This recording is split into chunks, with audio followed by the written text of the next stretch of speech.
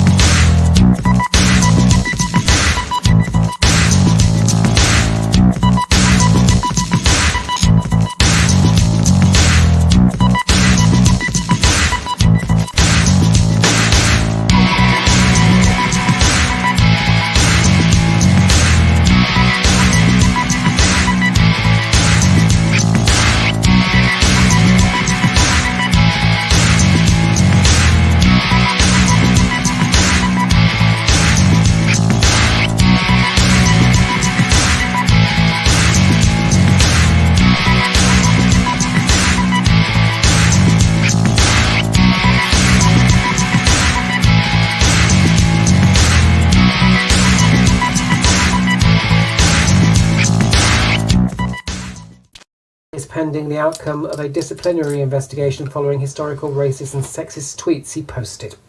That's the latest. I'm Daryl Jackson. Greatest Hits Radio. And now, before running to Facebook, where your words tell 1,000 Instagrams. Use your phone for making that call. And get talking across the northeast, please.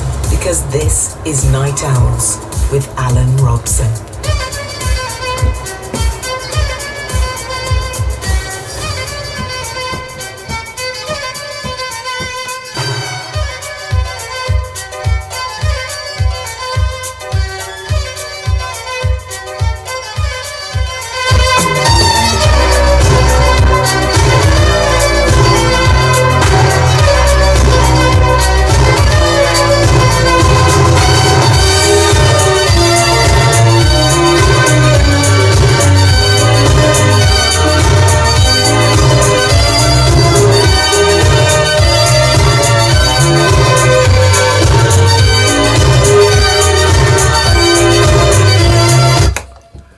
Welcome everybody, hello if you're watching, hello if you're listening, wheresoever you may be across planet Earth, we welcome you.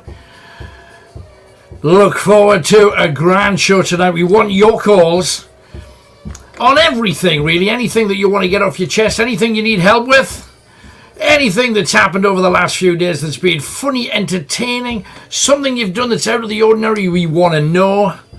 But we always start you with a challenge. And God blame me, we got a challenge tonight. Now, whether you like it or not, we as a species have been known to tell the occasional lie, a black lie sometimes, a white lie other times. And tonight we're talking about doing a sneaky. How sneaky have you been with your friends, with your partner, with your parents? How sneaky? I remember once saying to my Dad, I promise you, I've got no alcohol in my room at all. Because he had found a secret stash of a small bottle of whiskey and a bottle of brown ale. And I said, it won't happen again. Well, what I really meant was, you'll not be able to find it again. But it will happen again. Just make sure you don't unscrew the back of me speaker, otherwise you'll find it. In this particular case, Karen from York had a big row with her husband, Bry, and he stormed out. Stop it getting worse. Sometimes a good tactic, other times, so you're walking away, are you? Ooh. It's in that I can't win territory. So he walked out to avoid the row, and she cleaned the toilet. You know the skiddy bits down the toilet? Cleaned it with a toothbrush. And then put his toothbrush back in the glass. Oh, now that's heinous. That's sneaky, sneaky. We want all the sneaky, sneaky tonight. We're being told in America one thing they're doing with the masks is no masks in a workplace, provided that everybody in that workplace has been vaccinated. And if there's one person who hasn't, everybody has to wear a mask. Blimey, you don't want to be that person, do you? And also, teasing France. Beginning of this week, they said, oh, if you've had both jabs, you can go to France now. So loads of people went, oh, go to France. Oh, go on then.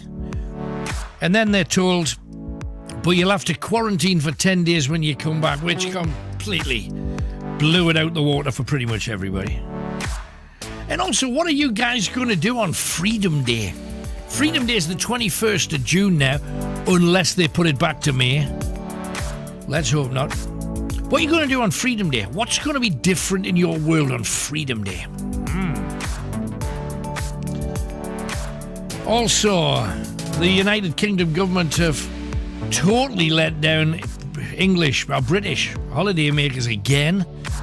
Oh, it's okay, you can go to Portugal now. And as soon as they get to Portugal, they say, oh, but you've got to be back within 3 days, and everybody's rushing to the airport and cancelling the end of their holiday and losing fortunes.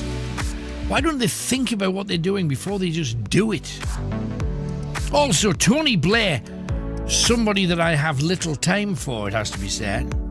But Tony Blair insists that all vaccinated people should be exempt from all restrictions. Isn't that sensible?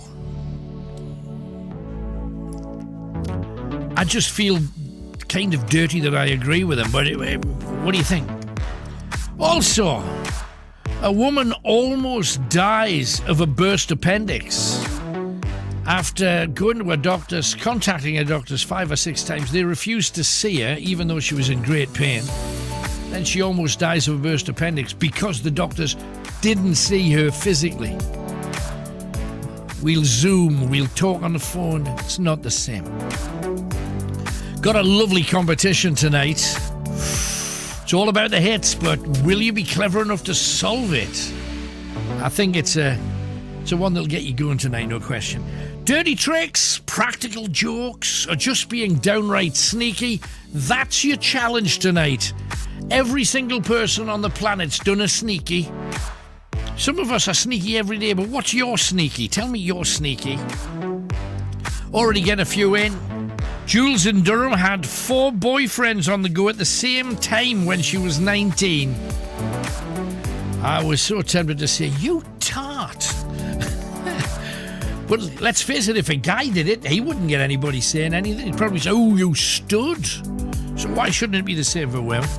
Shirley, oh, I love this one. Shirley taped the Emmerdale omnibus over her husband's porn tape. Purely by accident, of course. You just imagine, can't you? Late one night, everybody's in bed. Decides it's the moment for the tape to go on. And it's Kane Dingle. Yeah, that serves him right. Also, on holiday, Marie, this is my all-time favourite sneaky. If we don't get a better sneaky than this all night, I'm happy. Sneaky, sneaky. On holiday, Marie from Winlayton threw away all of her husband's holiday clothes. Chucked them out. He says because they were naff. And then she told him that one of the cases had been stolen from the room. And she said she'd already complained to the desk. So then she had to go out and she chose much better clothes for her other half to wear. Because men, let's face it, we can be embarrassing on holiday. Yes, I know I'm wearing sandals and white socks up to my ankles, but I think it works. In my experience, women always know best in that regard. Give me a call, 0191 488 3188.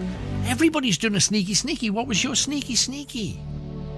What have you told porkies about? What's the biggest lie in your life? We're also talking UFOs with somebody who knows all about them a bit later too. Ever seen one? Ever had an experience? Ever absolutely certain of what you've seen? We have an awful lot of people who have witnessed all kinds of things, and I'm wondering, can you compete with this kind of thing? Clear blue sky, a bit unusual, but we do get them sometimes.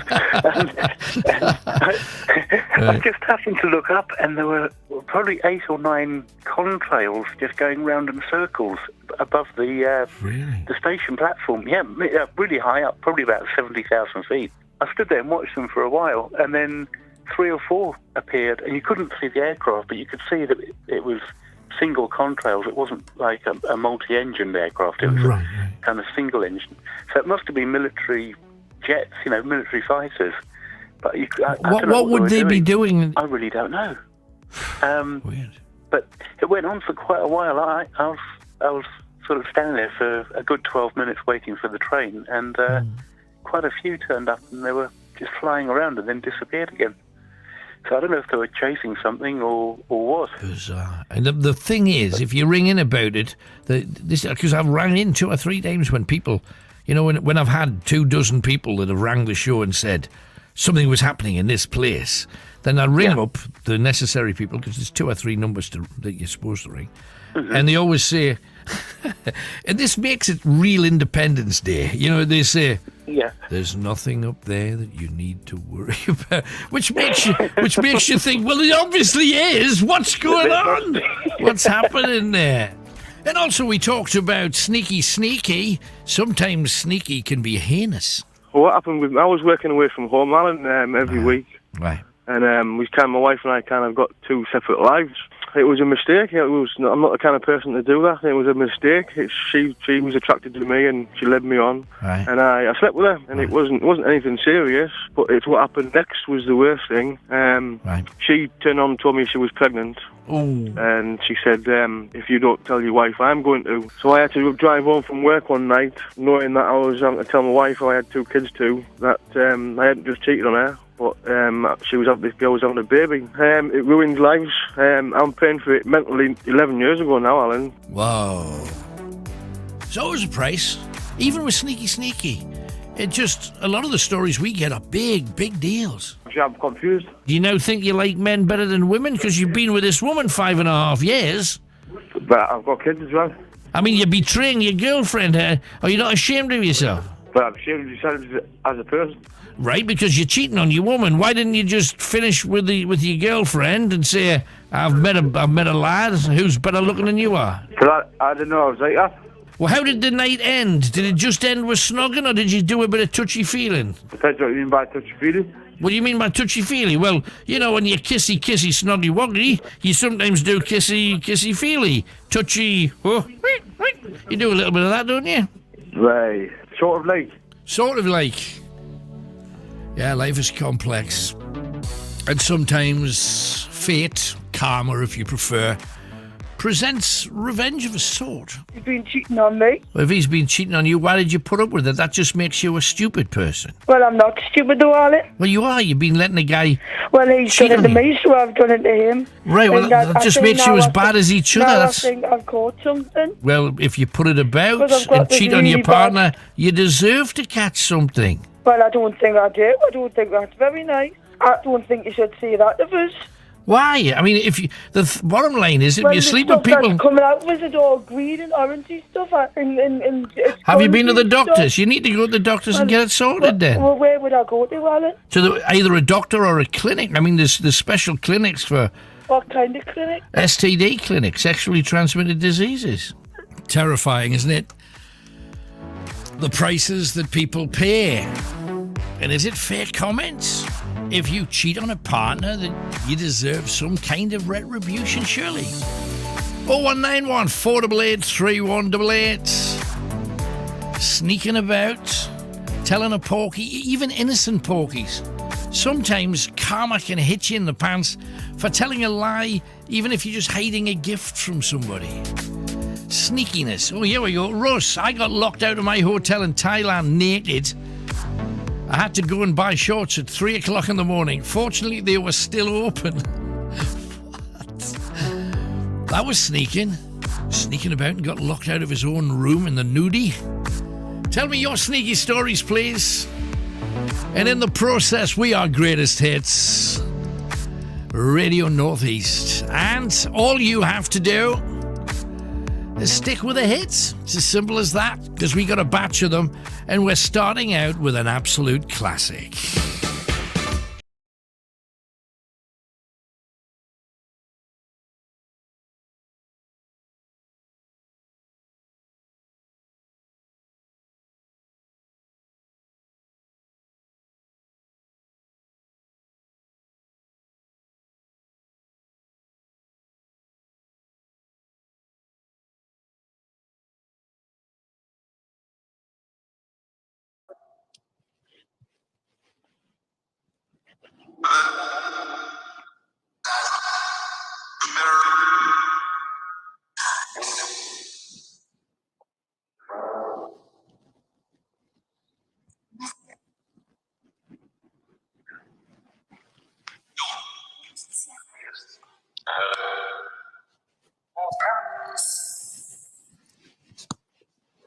Hi everybody, Alan Robson with you again in an amazing place.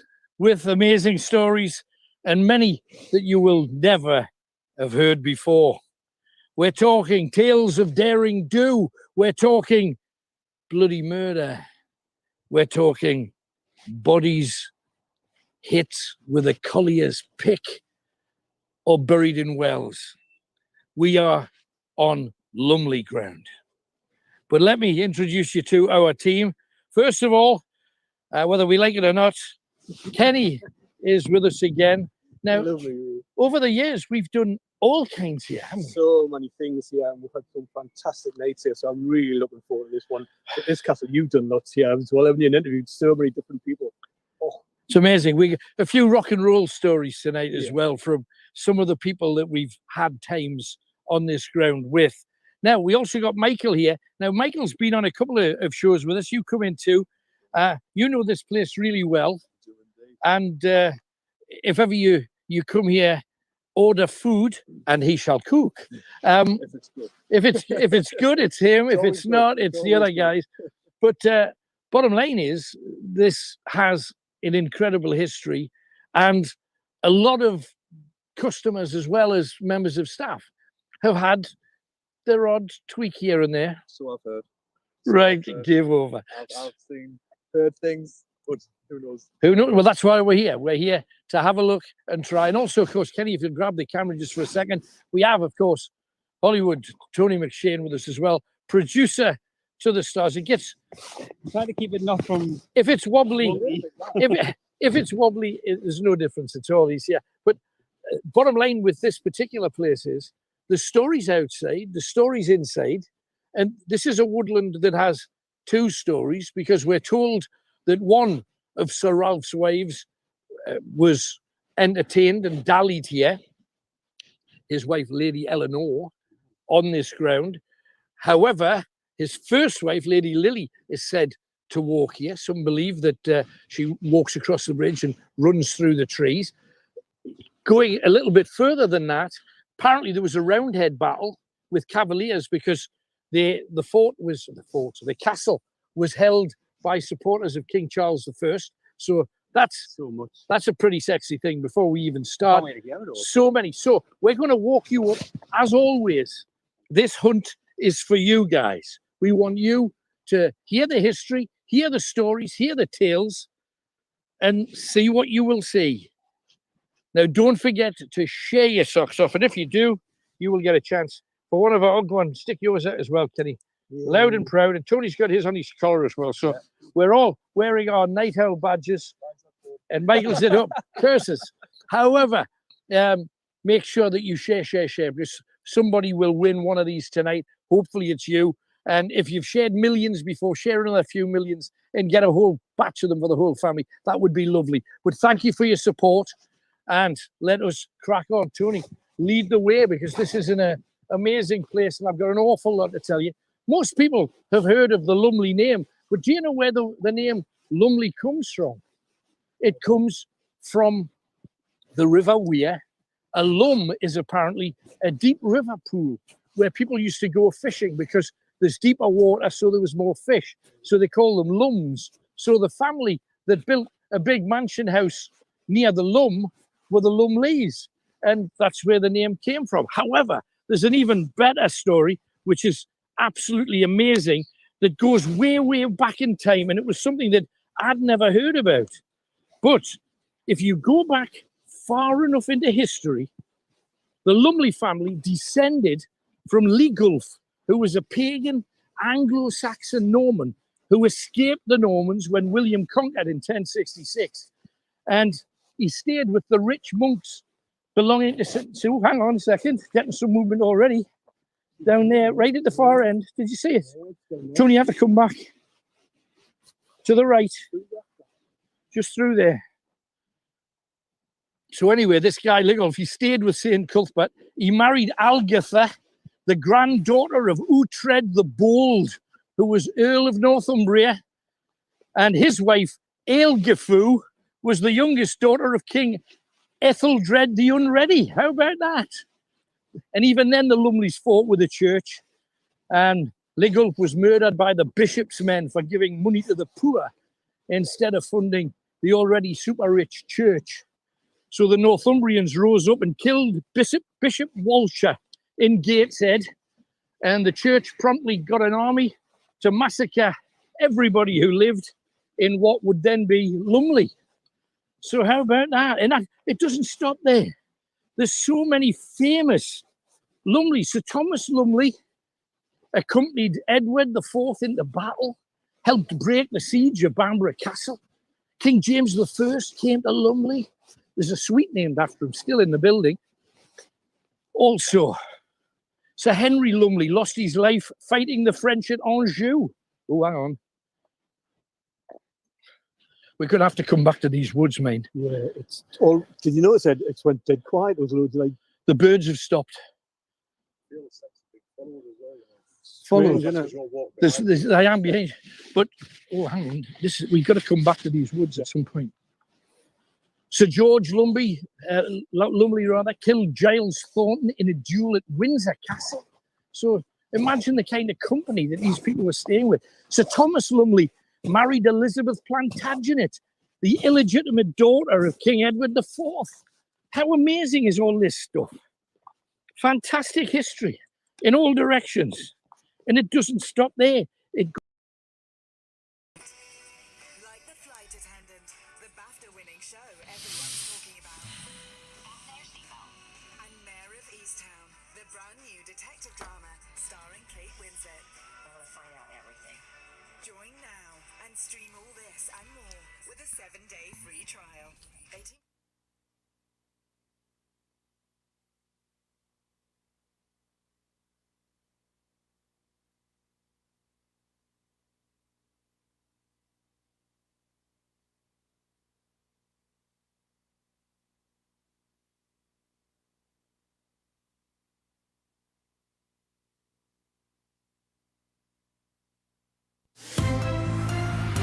Oh 0191 488 3188. This is Night Owls.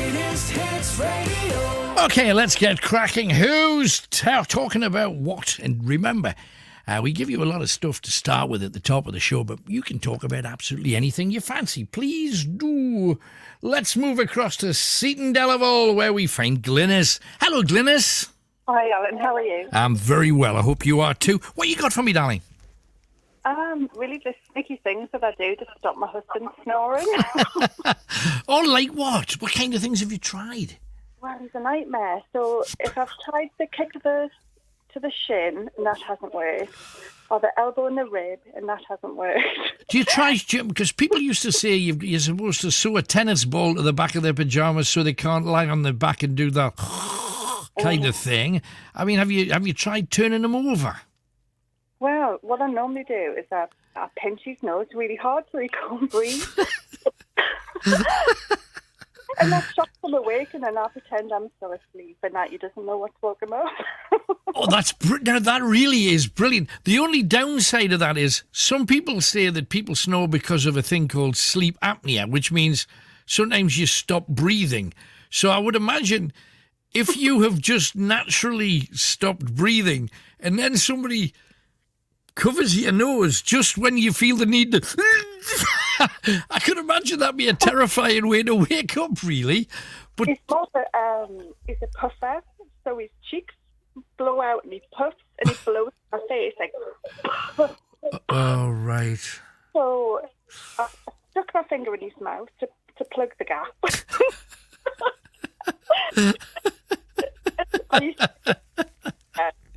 So I've got the recorders in the house because I used to teach recorder to kids at school. And so one night I stuck the recorder in his mouth and he blew a really loud whistle out the recorder and that woke him up, obviously. And I thought this was the funniest thing I'd ever seen, but he didn't agree.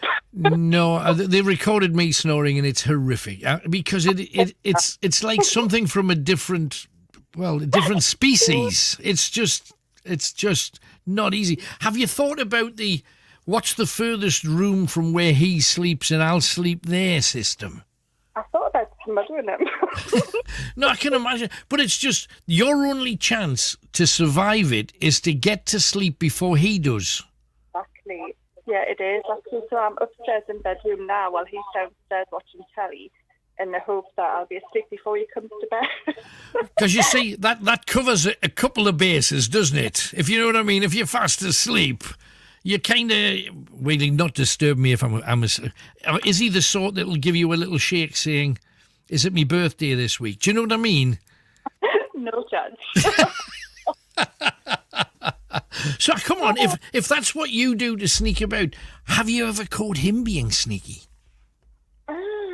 About anything, telling you something that was just a little bit untrue to hide that full packet of club biscuits or whatever he does. What he does is if he's downstairs having sneaky snacks when I've gone to bed and I've told him to be good, he's not fat or anything, but he's past 50 now, so he's got to watch his weight. Right. But whenever he has a biscuit or a bag of crisps, he's got this habit of tying the packet into a knot, a little knot in the middle. Right. And then I find these around the house. Oh, that's it. But that's irritating in itself. Because the thing is, if you have sneaky snacks, what you do is you allow your partner to see the snack that's not the flump. You can see the flump, but you'll never find the packet of Revels. You know, the empty packet of... That always goes in the bottom of the waste bag where the woman never seeks because it's full of muck and rubbish. But it's interesting, though, because we're sneaky. Does he have any clue that you struggle so much with his snoring? Oh, yeah, I really, really moan about it. All right. And he's like, well, you snore. I'm like, well, wake us up then. Just give us a poke or a nudge and I'll wake up. He's like, oh, I'm too much of a gentleman. I'm like, well, I'm not. Yeah. Yeah. What he really means is there's a difference between a male snore and a female snore. I think a female snore's actually quite... It's a different... That's a man snore, but women don't snore like that. You do that little... Just that tiny... I don't want to wake myself up with a grunt before. I mean, yeah, but that's just the odd grunt, in fairness. But I just think the difference between the two, there's no comparison. And I don't understand why I can fall asleep on his shoulder watching the television or in the car. Yeah. But he gets in the bed and starts snoring. I just tune into it. I can't not no, hear it. but it's a different... I would rather have truck noise going past my window than hear somebody with my own problem, and I'm aware. And sometimes when I'm snoring, I'll find myself putting a pillow over my face, frankly, before she does. Do you know what I mean? I'd rather be able to control it rather than have a couple of hands holding it down. Oh, dear. But it is a nightmare, and I can't make any excuses for it. Has he tried any of the gadgets? You know, like the strips across the top of the nose, the plastic thing that goes up your nose? Have you... Oh, you know what? I've actually sitting and got it in my hand now, and I call it his strap-on. His strap-on? Blimey, how big's his nostrils? Hell's bells. It's like this strap, and it's got two holes for your ears. Yeah. It's supposed to go around the top of your head into your chin, because he breathes out of his mouth, you see, and you're not supposed to. Right, so it's supposed to keep his mouth reasonably closed. But it doesn't. So what he does instead is pulls it up and puts it over his eyes, But also, it's not sexy. No. I sent off for something that promised, because you know, whenever you read, if you look up snoring, 1,000 adverts for snoring products suddenly appear in your file. And I looked at one and it says guaranteed to stop snoring. And what it was, you know, the stuff you get if you've got false teeth, or if you need false teeth, you've got to put like rubber in your mouth to get like an imprint of what your teeth are like. Yeah. But this goes over your teeth. And what they say is it's because some of your teeth aren't touching at the back that you're snoring. Now, I didn't fully buy into it, but I had tried everything else. So I went for it. And first of all, putting anything in your mouth like that is horrific. But what this does is you bite and you've got to hold it there for about 30 minutes, which is not nice. And then at the end of the 30 minutes, it forms into a solid, hard plastic thing. And you're supposed to go to bed with this solid plastic muzzle in your mouth every night. I cannot tell you how not sexy. with like rubber things hanging out. No, and also it doesn't work. It makes you dribble about 4 gallons of liquid all the way down whatever you're wearing and soaking your pet. Oh, it's just they haven't worked out the snoring thing yet. I don't think they've got a cure. Drown you in your own drool with that. It's not. It's just not. It's not. Oh, gives you a kiss? I don't think so. Don't think that's on the itinerary tonight. But hey. Well, good luck to the pair of you, and thank you for your sneaky story, Glynis. Lovely hearing from you. All right. Thanks for calling. Hey, how great was she? Her snoring wars with her husband. And that's the sneaky things that she does. His sneaky thing, tying the crisp packets up and hiding them around the house, and you keep finding another. Oh, he's had some cheese and onion. 0191 488 3188. We're all guilty of the sneaky. So what is the sneaky you do? Or alternatively, if you got a house full of family, husbands, wives, sons, daughters, mothers, fathers, what's their sneaky? Because I bet they've all got one. Me dad's sneaky was to have a load of like construction magazines, but one of them would have a Playboy in it. Yeah, found that. 0191 488 3188. Darren is with us in Newcastle. Hello, Darren. Hello, Helen. You all right, mate? I'm good, man. Thank you for calling. What's your story? Well, my ex-partner's been cheating on me, you see, so... blimey, right. She's been staying with her ex-partner before me. She's been sleeping with him, this, that, and other. How did you find out about it, then? Well, by her daughter, you see, because her daughter keeps in touch with me, you know. Right. It's a horrible thing. I've been through it a bad time, you know. So, I mean, you're not still with her, though, have you? No, I'm not. I was going to say, because once you got in your head, you'll never... every time she leaves the house, you'll be thinking, oh, she's off seeing him again. Yeah, not worth it. But she goes down to Hartlepool all the time, you see, you know what I mean? When she used to be with me, you know, she used to go down to Hartlepool all the time. And what would she say? That I'm going to Hartlepool shop. No disrespect to Hartlepool, but there are other places you can shop, if you know what I mean. She goes to Hartlepool to see her kids, you know what I mean? All right, I see. But she hasn't seen her kids for ages because the kids told me. They haven't seen her and she's been staying at her... Exes. Like before me, you know. I think them two are back together, you know. So. Right. I've never understood this ex thing, but in some people's minds, because I've spoken to a lot on the show, in some people's minds... It's not cheating if you sleep with your ex. Well, of course it is. Of course it is. How can you say that it's not? If you're with somebody, be loyal to them. If you don't want to be with them, just finish with them and move on. Done. Yeah. You know, it isn't really isn't. And I know, I find it really hard. You find it really hard to talk to a person that you've slept with, but you'd sleep with somebody else at the same time. No, that's just grubby, isn't it? That's just grubby. So how you doing? Have you managed to get over this woman yet? Yeah, I have, yeah. Good stuff. Usually, in my experience, it takes another woman flickering her eyelids at you, and then all of a sudden you realise, oh, hang on, I might still have it, you know. And then off you go again. So have you met anybody new yourself? Not yet, but I'm waiting for the right person to come along. Good man. But I'm with a friend, like my friend at the minute, but I'm thinking about, me and her thinking about getting together, you see. Oh, how long have you known your friend? Ages. Right. And she's a decent lass, is she? Yeah, she's a decent lass, she's lovely. She looks after me well, you see, so... So how come you've not, tried a little bit in the past? How come you haven't, this is all going to be new? No, it was heartbreaking when she left, you know what I mean, when she cheated on me, you know what I mean. I was with her for 6.5 years. Right, and after that, you're left with a bad taste in your mouth, and the last thing you want some more hassle. I get it. What's your friend's situation then? Is she seeing somebody? No, she's not. Right. She wants to get with me, you see, so... It must be nice to be wanted, man. How good is that? It is, yeah, it is. It's lovely to be wanted, you know what I mean? That's good. Hey, well, you enjoy. Good talking to you, man. Thanks for coming on. And you, Alan, mate. Bye. Bye-bye. There you go.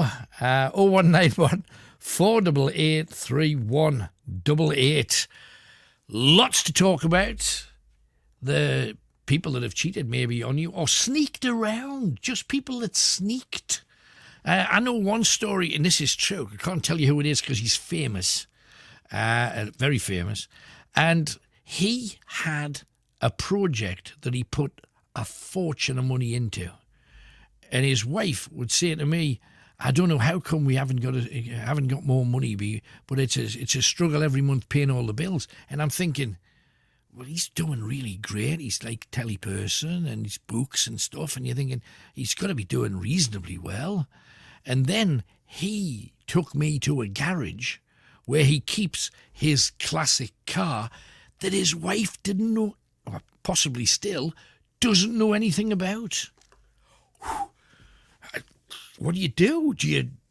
I can't, do you know what I mean? Anyway, now every famous person that I know, and there's not too many of them, I know a lot, but no, if you know what I mean, they're all thinking it's him, and there'll be hell on. But anyway, let's crack on and see where we go from there. Just realised what I've done there, and can I just apologise in advance? Anyway, Dave from Exeter is with us. Hello, Dave. Hello there. Hello, man. You're a long way away, so speak clearly. I can just about hear you all these hundreds of miles away. I was going to say, you probably don't even need a radio to hear me. However, what can I do for you, sir? Well, I've got two things I'd like to talk about. I rang you up recently talking about records and having a record collection and all that business. Yeah, brilliant. And I mentioned Fred Astaire, and I saw your eyes lit up. Absolutely. And I just thought I'd ring up about them because I think, well, Fred Astaire and Ginger Rogers, I just think they're off people's radar now. Absolutely. And it's sad. It's really sad, you know, and it's understandable because they're ancient now. Yeah. In fact, what dawned on me this afternoon, watching a couple of their films, Beethoven died in 1827. Around 100 years later, Fred Astaire and Ginger Rogers were, 110 years later, if you're splitting hairs, they were at their peak. Sure. And now we are another 100 years later, and where it's up to date. And that is sobering, that thought, because when I was a kid and watching Fred Astaire and Ginger Rogers, I'm only 54, but in the 70s when they put them on telly... Yeah, all the black and white Sunday afternoon kind of films. That's it. Yeah. You know, I used to think, well, you know, this looks old, but it's only 30, 40 years ago. But now it's double that length, and you're at Beethoven. But the weird thing is, I'm not a huge fan of old black and white movies per se. Well, yes, I'm a big fan of movies in general, but musicals, tap dancing, even in my head, it's, well, okay. The thing I loved about Fred, and still do, and always will, and I came so close to being able to interview the guy as well. Really? He was in a film as just a caricature kind of part. Yeah. And I think the film was called That's Entertainment, and it was like an amalgamation of clips. That's it. I know the one. Essentially. And when he was selling that, there was a chance for me to have a chat with him, and it just didn't come off. Last minute stuff. And I was gutted because on hearing that he was an immigrant who came over, he could barely speak English, he couldn't dance, he couldn't sing, and he arrived in America with nothing, literally nothing, and soup kitchens and what have you. And to go from there to being viewed as one of the most sophisticated men on earth, I know. Not alone America. How the hell do you do that? And of course, how many dance groups in the 70s, 80s and 90s used his dance moves on their videos? Well, we know of exactly the main protagonist of that was Michael Jackson, of course. Absolutely. And his Smooth Criminal video, I mean, that is completely complete homage to Fred Astaire and the Bandwagon, you know. Yeah, absolutely. But the bottom line is, when people hear you, I mean, people listening now, hearing you and I, it's like two Victor Meldrews sitting on a park bench. I hope you realise this. I do. It's sad though, because I watched. I mean, I don't know whether you've ever seen the story of Vernon and Irene Castle. Absolutely. Right. Well, what's interesting was just watching all their other films, and you know, I've seen them so many times before, but you know, obviously they're wisecrack, they're comedy, they're farcical, and they're light and airy and all that. Sure. But that one this afternoon, the story of Vernon and Irene Castle, I thought, wow, this is getting serious. It's their first dramatic one, you know, and I just thought, it's sad that people don't know. But I know it's black and white. I know it's old-fashioned. But the talent that's on display, amazing. You know, I mean, and the fact that all those amazing composers like Jerome Kern, Irving Berlin, Cole Porter, George Gershwin. Yeah. I only learned recently George Gershwin, his brother, wrote a letter to Fred Astaire telling him that his brother George, his last words on his deathbed were Fred Astaire's name. Oh, how about that? And can you believe that? I mean, if anybody's listening and they don't know who George Gershwin is, I'm a piano teacher and I do mention George Gershwin to people, and I do now get people going, who? Because it's just, it's sad, you know? You see, one thing that I did when I was in... I'm an obsessive, and it's an awful thing. But if you talk to anybody that works with me, they'll go, him and his blasted music. I'm obsessive. I want it all, and I don't want it to be downloaded. I want it all. I want it all, and. Even today, this is going to sound ridiculous, but I was listening to some Rodgers and Hammerstein. There's another couple of names to drop in. All the musicals of like the 60s and 70s, The Sound of Music, West Side Story, South Pacific. There was a whole Oklahoma. There was a whole raft of amazing musicals at the time. And I'm thinking, do any of the music from today, does it match up? And there's a tune from Moana. The Disney thing, which is incredible. Oh, really? And you're thinking, well, wow, it's not really the music that counts. It's how good it is, and it doesn't matter if it comes from a Disney film if it's amazing. I think what might be missing is personality for us, maybe, where we like the personalities of that time, and I just don't feel the personalities now match up. Some of the music might be incredible, but, you know, when you talk about legends from those days and just what they managed to do either on screen or in music or on stage, you know, it's quite incredible. But you not think that there's a massive difference? Because if you were born and raised, say, born in the 70s, so your time would be late 80s, early 90s, you know, that would be your moment of influence. If that's the case, I don't think there's been a star in that whole period of time that could be a Marilyn Monroe or a Cary Grant or a Fred Astaire or a Gene Kelly. One of my favourite films is the Singing in the Rain. I mean, as a movie, it's got everything. I've got to tell you, I went to the pictures to see that a couple of years ago with a woman who'd never seen it. And I just said, look, I'm not going to tell you anything. But she just laughed all the way through it. And she said, I didn't realise it was going to be this funny. I said, it's hilarious. It's such a funny film. And it's not known as a comedy, is it? It's known as a musical, and it's meant to be a pastiche on Hollywood and all the music and all that. But the comedy in it is just amazing. The banter's great. Donald O'Connor, superstar. And the female cast in it, Debbie Reynolds, and there's another lady in it, they're just knocking it out the park. They're setting up all the lines all the way through. All of them at the top of the game. At the top of the game. Right, that was the first thing I wanted to talk about. Right, what's the second? The other thing is, obviously, that's old-time music, but obviously I'm into, I'm like you, I'm into the rock world, and I'm into funk and soul and all that sort of thing, and Beatles, and but I'm a musician myself, and last year, during lockdown, I managed to get a solo album of my own made and pressed on LP, and and I got 250 made, and 100 of them have got a 7-inch single with them, so it's like a limited edition. Brilliant. And I worked really hard to get the gatefold cover right, and I got all the test pressings, and the record company, the pressing plant got sick of me because I just kept saying it's not good enough.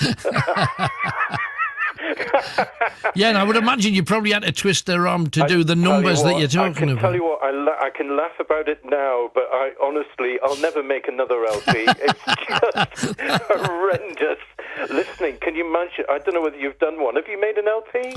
Yeah, I made a comedy effort with a load of TV people from the BBC some years ago, and it was I know exactly what you mean. The good thing was somebody else was doing it, and all I had to do was do my bit, and then I could get in and get out, so it wasn't quite so bad. Well, when it's your own baby and you know that this is so personal and you know that you've worked so hard and you've only and it's costing a lot of money. Yeah. You know, I haven't got a record deal or anything, so it's all out of my money. Actually, it's out of my dad's inheritance, frankly. I used that to do this, and Well, I think your dad would approve because it's dream come true stuff, it isn't is. It's a personal ambition, For sure. and he would have been very proud of me, I know. But anyway, Alan, I would like to send you a copy, and I know people might think, oh, right, I'll ring Alan, and you'll be inundated with people sending you stuff. But this is special to me, and there are only a certain number of copies, and because you're a fellow soulmate into music and records, I just thought, I've got to send Alan Robson. You know, that's sweet. You don't know me, but I've known you, as it were, as a radio person since I was a little boy. Sorry to say that. No, I wasn't. I was a teenager. But the point is, you know, you're a legend, and I just like to send you a copy. Well, I would love to have a listen to it. Absolutely. Right. And well, the thing is, you know, and the other thing is, I looked and I couldn't find an address to send it to. So what I'll do is I'll hand you back to Chris next door, and Chris will sort you out.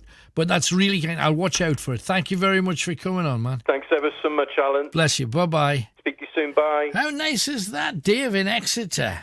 I'm going to get a copy of his album. That's so good. I know a lot of people, you talk about being obsessive. A lot of bands and artists over the years have sent me stuff, haven't kept everything, but if it's good, I've kept it. It's in a box, it's in a file, and then occasionally I go through them and go, do you remember that guy that came in, did a session or whatever? And you put his record on, or her record. So I don't take these things lightly, but that's very, very sweet indeed. Anyway, don't know whether you've realised it or not, but D-Day, again, one of the most special days historically, especially for this nation. Graham from Heaton, I think, is on about that. Hello, Graham. Hello, Alan. Hello, sir. I'm very well. Thank you for calling. Tell me what you're talking about. I presume it is the anniversary. It is the anniversary of D-Day because my granddad was in the Pioneer Corps. And he didn't actually land on D-Day. He landed on the second day.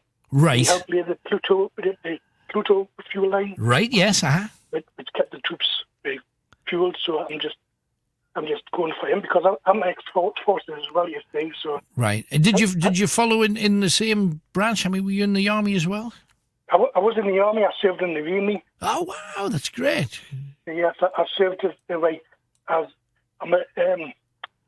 sorry because I'm nervous. That's all right. No, you're doing good, man. So second time calling, yes. That's good. Thank you. So again, I was a gunfitter. I fixed the 105mm light guns. Right. And I had the privilege of fixing the guns that the Royal Marines used in the Falklands War. Oh wow! And I repaired them when they came back. No, I bet. Most of them got destroyed because they fired that many shells. The rifle in the barrel had worn off, so it's smooth, so it couldn't be used again. Who would have thought that as well? That's incredible. It takes a lot of rounds at high power to do that. No, I would imagine. But as soon as the rifling's gone, you can't aim them properly because presumably they're. That's correct because the missile just go all over the place and won't. Yeah. It's not directed properly, so. Yeah, we can't have that. Not in the day that we keep hearing about 2 or 3 times a year. We'll hear a story of some SAS man that's killed a terrorist from 2 miles away. Yes. And I think if you can do that kind of thing, from long distances anyway. Yeah. If you can do that, that's pretty spectacular. The 105 light gun had a range of 20 miles. 20 miles, jeepers. So like from Heaton to Morpeth, so it's a good. What? But could you imagine if you fire something and miss, you've got 20 miles of everything in the way to hit in between time. That's terrifying. Wow. It was exciting enough, so it was a good 10 years and I served in the Army, so yes. No, it's a family affair as well. That's important. So, how do you think we deal with D-Day as a country? I mean, do we celebrate it enough? Because some people say, "Oh, it's war. We should forget about war and all the rest." I don't think you should forget about people that have put their lives on the line to save us. I don't think so. Every year I try to go to the Remembrance Day parades. Right. And I'm in the Remy Association, so I attend that every month after lockdown. We're going back to once every month. Yeah, it's sad. I've never seen anything on TV the day. No. All I've seen is the film The Longest Day, which is, not The Longest Day, the Bridge Too Far.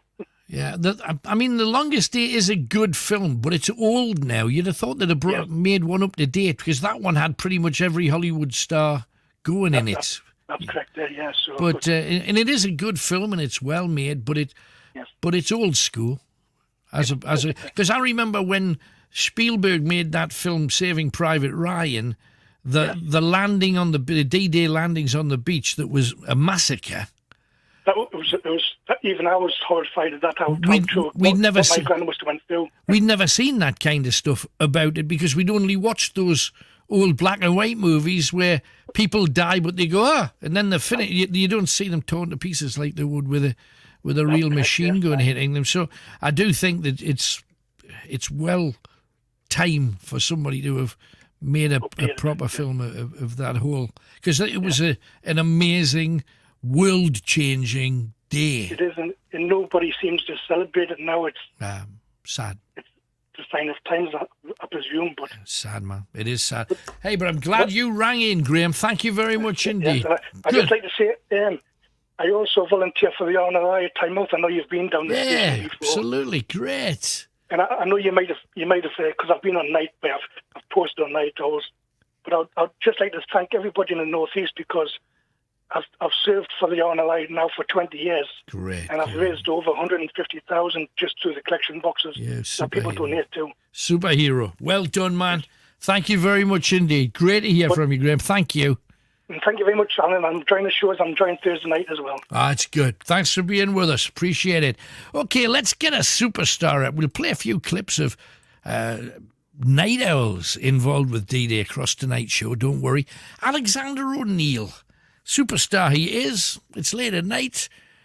What about his family life? Where were you born and raised? Actually, I was born in a little town in Mississippi, southern region of the United States, called Natchez, Mississippi. I was born and raised there. A little poor country boy running up and down dirt roads, Yeah. But it was fun. We had a lot of time. I had great memories of my childhood, certainly. We've heard that the bugs down there you can practically ride on the back of. Is this true?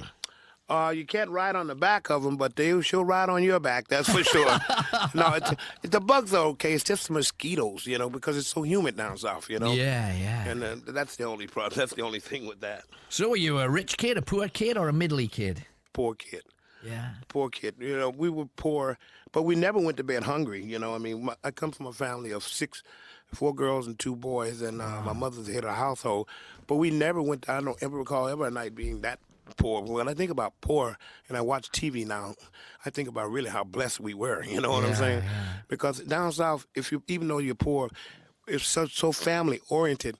So everybody networks everything. So that means if you need something, you call somebody. They need something, they call you. It went around and it worked. So you were money poor but family rich. Very family rich. We were rich in love.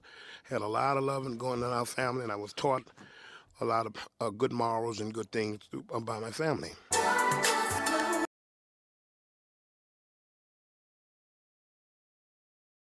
Electric, these woods there.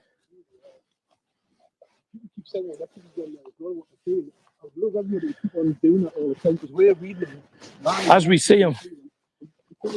Say hello to as well, mate. Hello, everybody. Yeah. Let's give you just the last of some of the Lumleys. Roger, oh, hang on. Did you hear that? Yeah. That was almost like a flicking of a telephone directory. Did you hear it? Just behind those trees. Like a yeah. Like I wasn't sure whether there's the only one that got it. Roger Lumley was involved in a Catholic plot against the King, Henry VIII.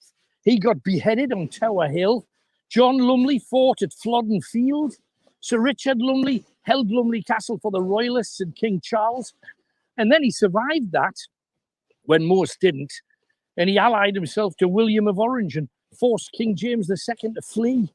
And he fought beside William of Orange at the Battle of the Boyne in Ireland in 1690. I mean, these are awesome, amazing history. Oh, hang on, Tony, don't go too fast here, mind.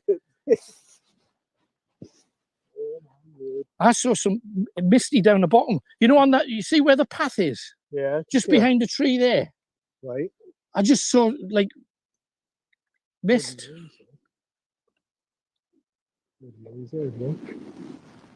Just the birds have just started again there. And then they've stopped. And we stopped. Isn't that weird? Come on, birds. It's almost like they're trying to tell you something, though. Yeah, which project here? If ever there was, look at that.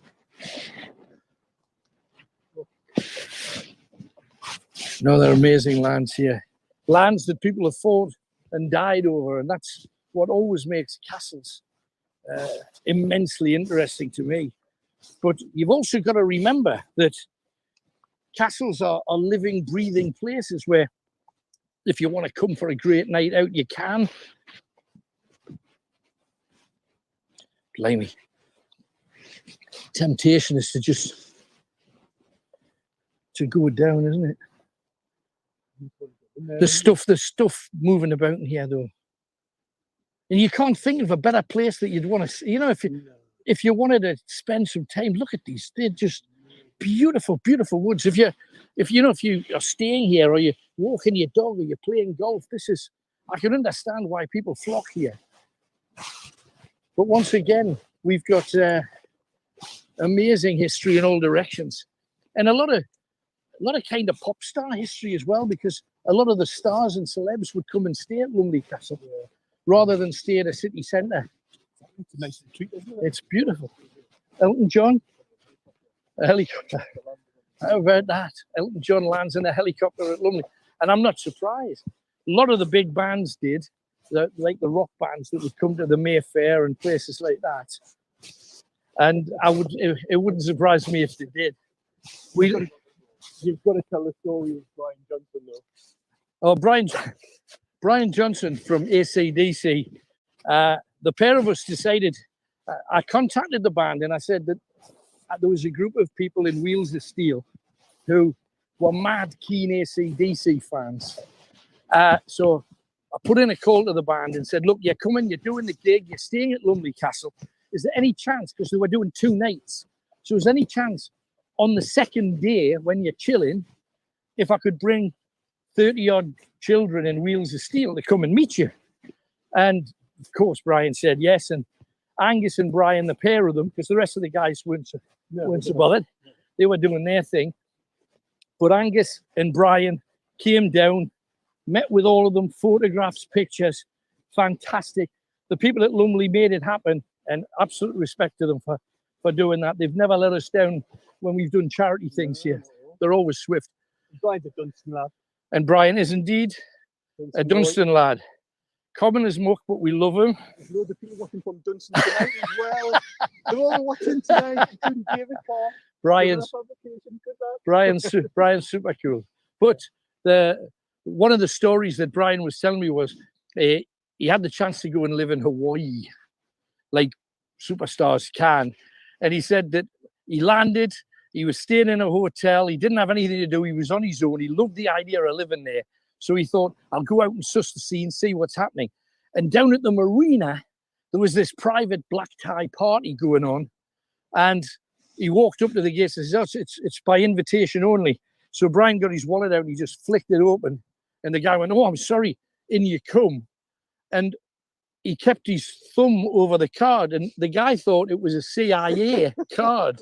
It was CIU to get in the social clubs of the Northeast, but he managed to get in, which is Brian all over, absolutely all over. There's a wonderful other, it's kind of a rock and roll story from down here.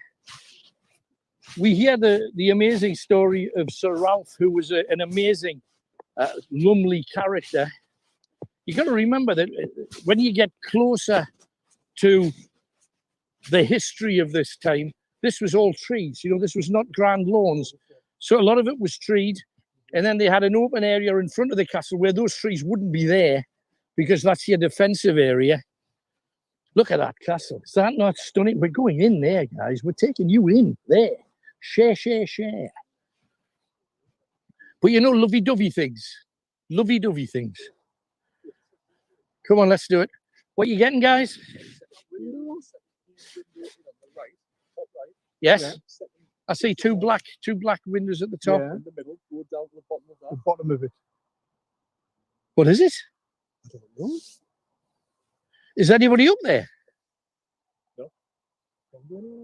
Tony, get a bit closer to the castle. If anybody at home is getting stuff, zoom in there. See what you can see.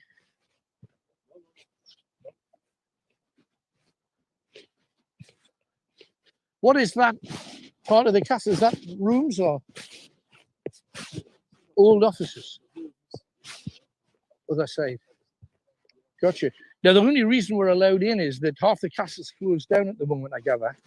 It is. So, there's the H on the grass. Still here. H for Helton. Helton John. Right here. How about that? That's...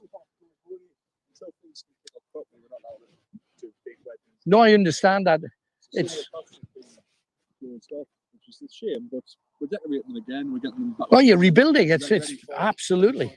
No, I understand that. It's exciting. It's like the rebirth of it again.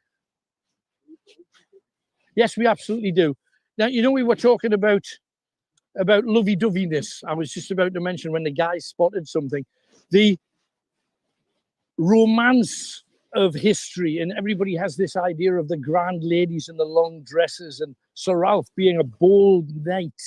And incidentally, the bishop that they killed was a prince, the very first ever prince bishop to die, and it was mobbed by people who loved the Lumleys because the Lumleys gave to the poor, hated the bishop because he took from the poor.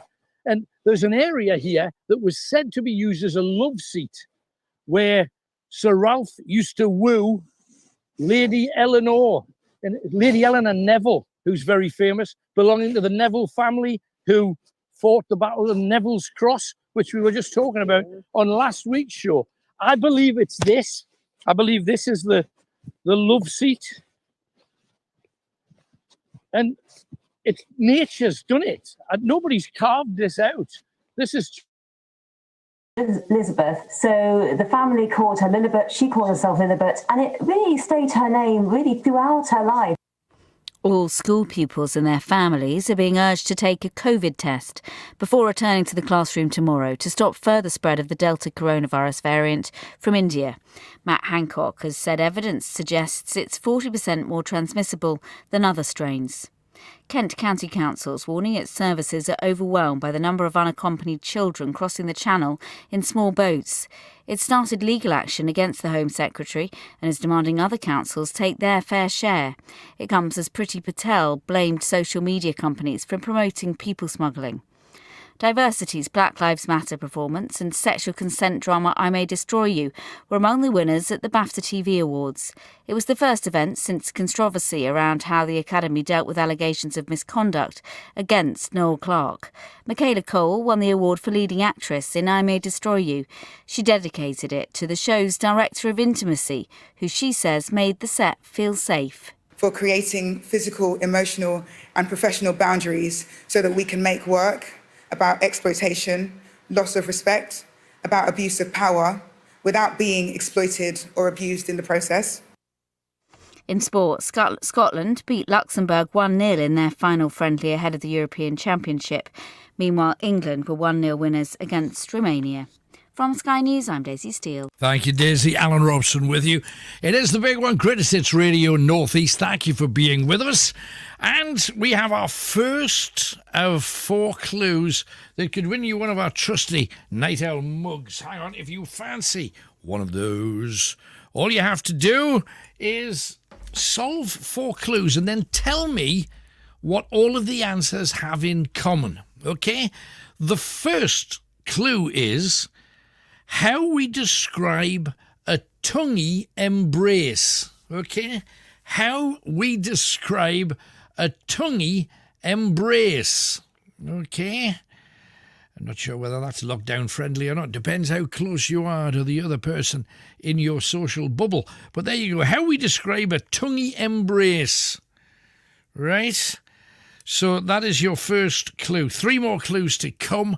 And we mentioned a little bit earlier on tonight about UFOs. And on last week's show, you will remember, we had a couple of callers talking about how they were looking forward to a whole load of new UFO-related footage being released. Well, whenever that happens, there's only one man that we can go across and have a chat with, and that is Richard Lawrence. Hello, Richard. Alan, how are you? I'm very well. Good to hear from you. I hope you're well. I hope you've survived all the malarkey. We have, yes. It's all good, and I hope the same with you. Absolutely, 100%. So, Great stuff. let's talk about this, because we have discussed this whole phenomenon for the longest time, and I think both of us have felt a degree of momentum towards a reveal of some kind, and I'm still waiting for it.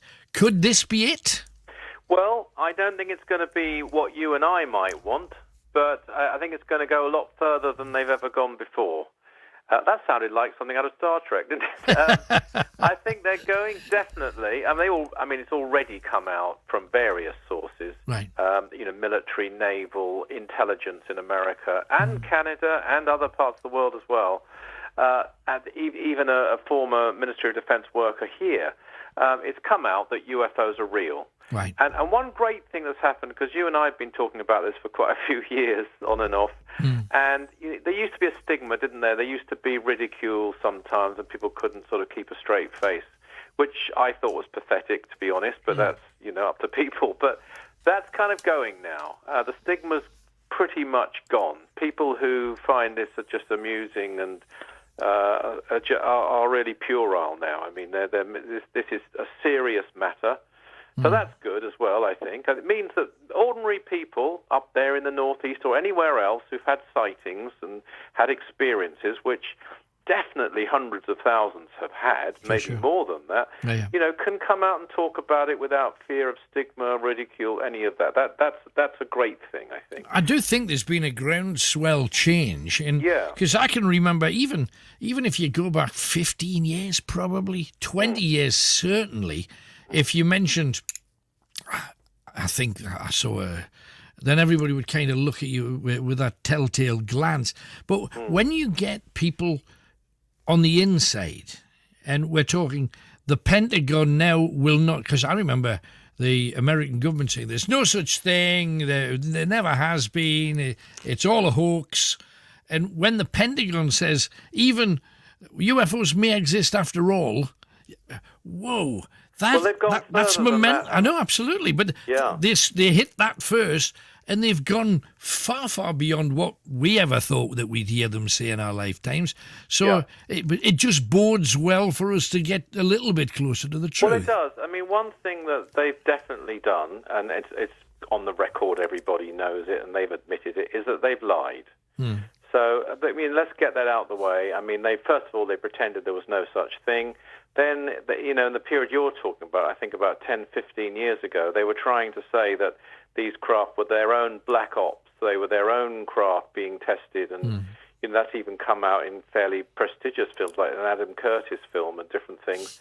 That's now been blown out of the water because they say no. They've admitted that the U.S. technology has not produced these particular sightings, and they've cited specific abilities which define these craft, which are definitely real, because they're tracked on radar, they're filmed, there's satellite imagery, there's pilot testimony, there's infrared camera video. It's definite fact, and plenty of very credible witnesses that can't be ignored have come out beyond all doubt and have been confirmed by the Pentagon as being true. So that's really changed the whole dynamic. Then it leads on to the question, what are they?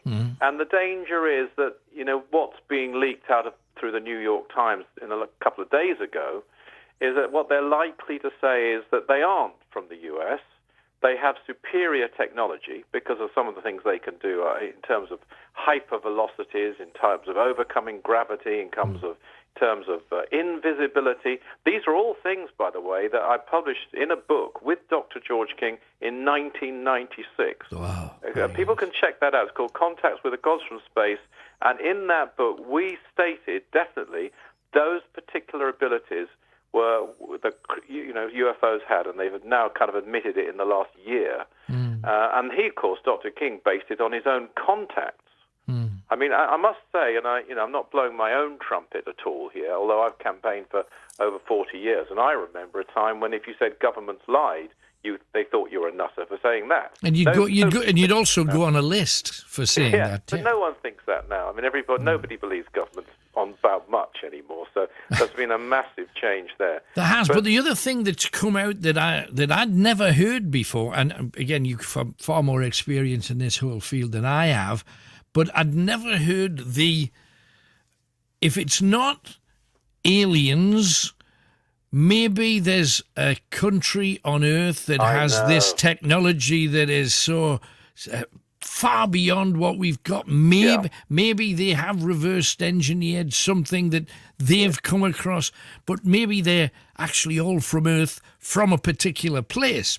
Yeah, well, that's where they're still lying, I think. I mean, they know it's not Russia or China. The capabilities, I mean, what are you saying? Are they saying that China and Russia have craft that are capable of disappearing and then reappearing, of travelling at 40,000 miles an hour and then going into the underwater and up, and up through the atmosphere and then into the, absolutely, there's no question. In fact, China have got, and this has come out in the last week as well, their own UFO department trying to work out what these things are. Right. And Russia, of course, are way behind. I mean, US technology is ahead of those two in most respects, certainly in these respects. So that is a ploy, I think. They're not saying it is China or Russia, but they're saying it might be, or it might be. They've stopped short, I think. Well, that's what's being leaked, anyway. Yeah, they're just trying to smudge the whole issue a little bit. They won't say these are aliens, because then people will say, well, who are they? Yeah. Well, and they can't answer that. So they're and also I gather there's a lot of internal dispute within the Defense Department in America and within the Pentagon. There are different factions. I understand there's a religious faction, for example, that holds the Bible, very close to heart, and thinks this is demonology and that they shouldn't. So there are real anti-alien people in there, and those who are believers in aliens. And so they're apparently at loggerheads with each other. No, and that will always be the case, because of the implications of if aliens are proven to exist and therefore have homelands elsewhere, it completely flies in the face of the Bible as it's interpreted. As it's interpreted, because it's, as you and I know, it's a fantastic UFO book, among other things. Absolutely. And I'm not taking away from people's religious beliefs at all. Matter of fact, President Obama made an interesting statement a couple of days ago and said that one result of this UFO release could be more religions popping up. And so that's interesting. It's interesting to me because, as you know, the Aetherius Society has spiritual beliefs. Sure. I'm the secretary of it, and way before my time, in 1958, believe it or not, Dr. King was out in Trafalgar Square in London having a rally for the government to tell the truth, and took a petition to 10 Downing Street. I took one to Margaret Thatcher at 10 Downing Street in 1979. So this is not new to us in the Aetherius Society. I think the Aetherius Society is the oldest international UFO organization, and we've been campaigning for this. And also in a journal, and it's on my website, people can check it out if they want, richardlawrence.co.uk, we actually published, or the Aetherius Society published, in 1958, that when these things are eventually revealed, and they do admit that UFOs are real, or as they used to call them, flying saucers in those days, are real, they will then start to pretend that they're hostile. Right. So that, I think, I would predict is what might well happen now, and people will try to use it as an excuse to build up arms, and, the arms industry will be jumping up with joy. And that's a possible danger, and it's an absurd one, because as was published in that journal in 1958, from a contact with Dr. King, if we were hostile, you would not exist. Right. Very simple. Right. We wouldn't stand a chance, Alan. If they were hostile, they could have taken us over a long, long time ago. Purely because they have the technology to get here, which would mean they're 1,000 years ahead of where we are at the present moment. Millions of years, I'd say, but certainly 1,000 years. I mean, I have, it's my own personal belief, but I believe that they, whoever they are, have been here before and maybe helped us along our journey as a species. Yes. And there are more proof and there's more signs of that than there is of any of the other conventional religions. But people ignore it because they've had those religions, if not brainwashed into them, but they've had them delivered to them daily over their lifetime. So they take that as read. And I've got no qualms with that. People can believe whatever they personally choose. But where does it leave us now? Let's say, just for sake of argument, people have come out and have said, aliens exist, governments admit aliens exist. What next? Okay, all of those people that have seen them can say, you see, that thing I saw in 1952 was right. But where does it get us? Well, you're talking there about all the different religions, and I actually think, and I thought this as soon as I first came across Dr. King, when I was at university, actually, believing, and I've also understand that in some polls, when people have to send in their details of their religion and so on, they often quote their religion as being Jedi Knights. That's not a joke. That's people trying to summarize what they actually believe. And what's interesting is I think UFOs and belief in life on other planets is incredibly unifying. One of the problems with religion is the division between them. That you either believe this, if you don't, you're going to hell. That's got to be wrong if this is right.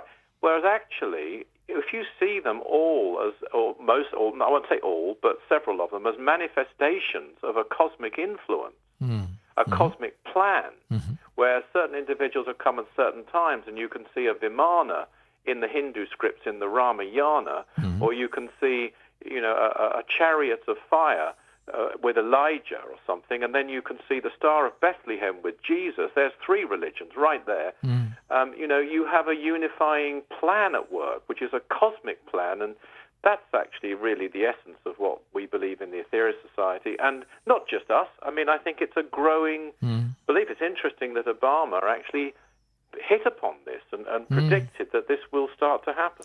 Now, the worrying thing that you mentioned, and I could see it happening, is that governments that have denied this for the longest time are now coming round to the fact that, well, hang on, maybe we did tell the odd fib here, and UFOs exist, and therefore, if UFOs exist, the people / creatures, whatever, flying them exist, and they must be evil because they're coming into our personal airspace, your personal airspace. I could see them turning people against whatever that was, and yet that in itself is bizarrely a unifying thing. To get other people on the planet all pointed against something strangely brings people together, but for all the wrong reasons. Well, you see, that too, I think, is in some cases a deliberate ploy. I don't think they even believe it themselves that they're hostile.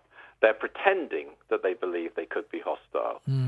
Because if they were, well, first of all, if they're hostile and they've known about this, goes back 70 years, Alan. I mean, there's a CIA document came out this week, it was shown for the first time, goes back to 1950.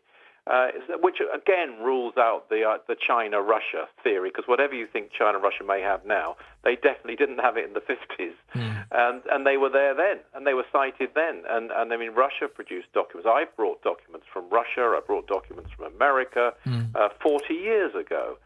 But the interesting thing is that they have demonstrated peacefulness over and over again. I've got one document that I brought to this country that's in my book, UFOs and the Extraterrestrial Message. It's actually published in full, which shows that an American jet over Tehran tried to fire a missile at a UFO, And the UFOs, before it could fire, it got out of its range. And then the weapons control panel went dead on the American jet, and then the UFO came closer again, and within range. Only when the actual, the weaponry had been immobilized. Wow. Now, that shows their powers. It also shows their massive peaceful intent. They did no harm to that jet, even though that jet was trying to fire at it. It's restraint. It's restraint is shown there. Sure. I mean, as a U.S. naval officer last week came out on television in America and said about an occurrence in 2004 over U.S. Nimitz that he was heading in his plane for a particular location, and he saw the jet. The jet then sped off so fast he lost visibility completely, went at 40,000 miles an hour, according to radar tracking this UFO, and went to the very location that he was headed for and got there in 5 seconds. And it was all tracked on radar and backed up and confirmed by the Pentagon and waited for this American jet to get there. Now, this goes to show powers, it shows telepathic abilities, and it shows peacefulness. So these theories, I mean, they're just demonstrating to us idiots, relatively idiots on this planet, their superior powers, which absolutely proves to anyone with any common sense they mean no harm, because they could so easily do harm. If they can do these things, we wouldn't even be talking about it. We wouldn't be here, Alan. Well, I mean, it's easy for you to say that, but those people on top of that building in Independence Day where they were waving the placard, that's what they thought, Richard. Oh, yes, and then what we're going to have, Biden going up in a jet to defend us. That'd be perfect for it. I just don't think that's going to cut it. No, it's not. Just finally, Richard, and bless you, thank you for coming on to talk about this. It's a pleasure. Just in a question, just to end it with. Yeah. Are we going to be shocked by what comes out here, or I is think it? a lot of people will be shocked, because a lot of people have actually been walking around thinking that UFOs don't exist, and thinking that the American government and other governments, not just the Americans, don't believe in them. And so the fact that they are real, the fact that they have a technology which surpasses US technology, that much is going to be admitted. That's not going to be shocking to you or me, I don't think, but I think it will shock millions of people who thought this was a comical subject that they could just brush under the carpet and laugh about. And they're going to have to start, the smile's been wiped off their face. They're going to have to start taking it seriously now. And then let's hope we can move on. Let's hope people will turn to places like the Aetherius Society and Dr. King, and although he's no longer physically with us, but, his messages and communications he got to get the real answers that really matter. Wonderful. Great talking to you, Richard. Thank you, Alan. As always, thanks, man. You take care. And you. Doubtless we will talk again. This song, appropriate. You're not alone.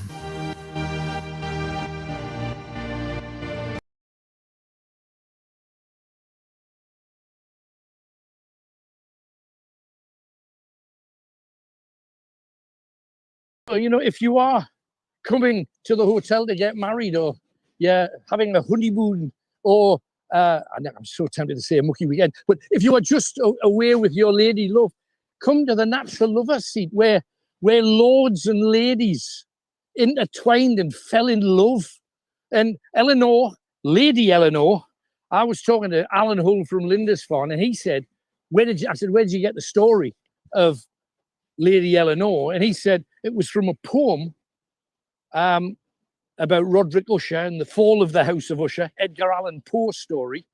And he said, but Lady Eleanor was from Lumley Castle. So he'd kind of intermingled the two stories. And that's Lady Eleanor's love seat. That's just, I'm sorry, but that's mind-blowing. And who knew? And how many people have been to Lumley Castle and ever knew that? And how beautiful. It should have rose bushes. You should plant a couple of rose things up the side of here. There should be a little plaque. That's beautiful, because there's so much history here, and people will come and they'll have a lovely night and they'll have a lovely stay. But people should know this kind of stuff. It's just get onto the grounds and get some road. Seriously. It's all right, Lady Eleanor. Every time you sat on it, it's all right. Right. That's fantastic. As you see, the castle's got guests, so we are in the side where they're not. And that's just how it has to be. And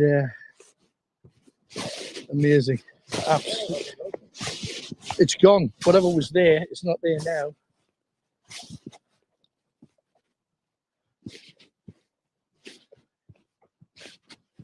Just what a beautiful castle. Let's get in then. I think it's about time we dove in. We've got an awful lot to see. And Michael is our official guide because it is an absolute rabbit warren. We know there's certain rooms that we're not going to be able to get in. However, we will be having a part 2 where we are looking around the castle and possibly going back to the woods in the pitch black. And then the extra content that we have will be recorded because the walls are literally, I'll show you, they're this thick. So it doesn't matter whether you got Wi-Fi, we still can't get in there. But we're going to show you a hell of a show tonight. So let's get busy. There is. On the left-hand side. Look at the left-hand panel. What the hell is that?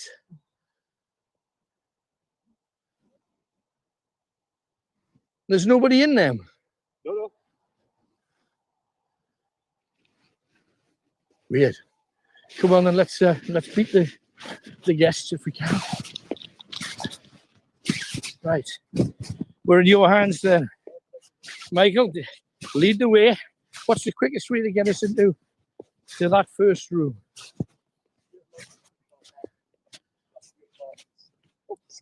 Right. Gotcha. So we might pixelate for a little bit on the way, but we'll get you in there as quick as we can. Just look at the detail on this castle, man. Look at that door. And imagine defending it, because you'd have walls further down here with your armed men, not carrying golf clubs, but carrying far more devastating things. But this is amazing. Let's scurry on. Move on to if you can. Getting a little bit of noise from some of the don't want to encumber the guests with any kind of problem. Are we going around there or around here? Lovely. So let's jog on. Come on. Busy night. I know. Well, you should be. Stunning.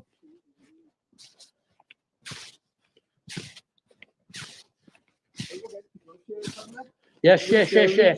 Now, we've all been juked, we've all been injected, we've had all what tests for today, and we're going up here. Look at this courtyard. How fabulous. Imagine people firing arrows off the top of there. And this is where the old banqueting suite used to be. There's the stocks. It's where my father met my mother.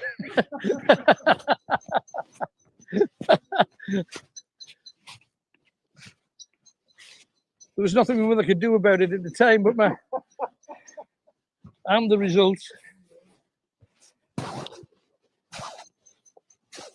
All I want is a room somewhere far away from the cold night air, with one enormous chair of wood, and it'd be lovely. Hey! Sorry. Right, okay. I should have done musicals. Right. Let's get in as quick as we can.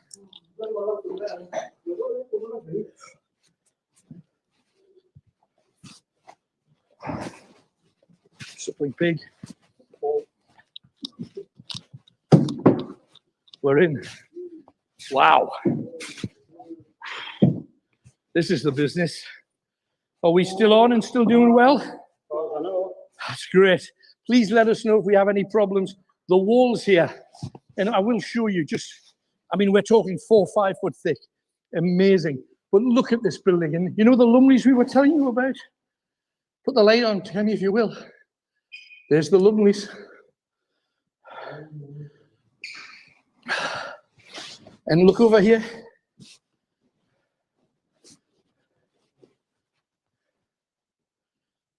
You know who this is? This is Lily.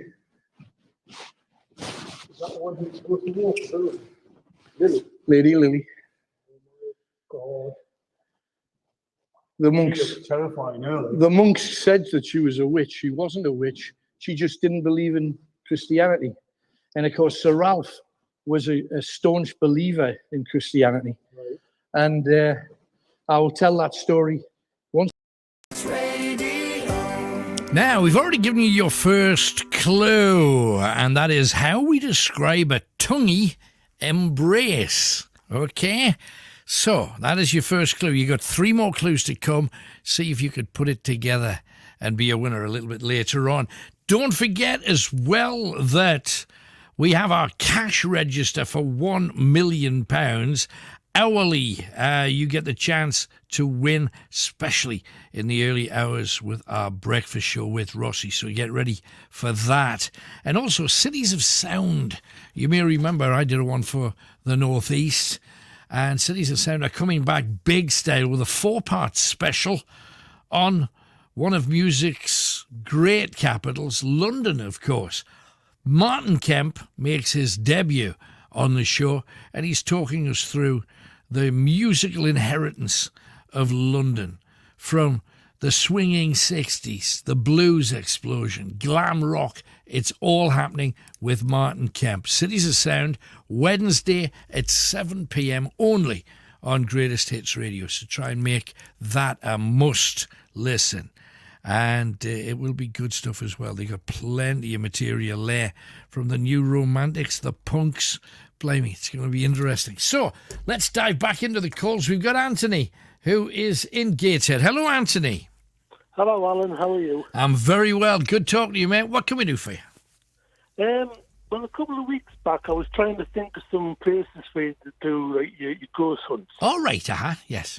So I had a few ideas, like sort of swan hunt, and the main one I thought of was Beamish. Right.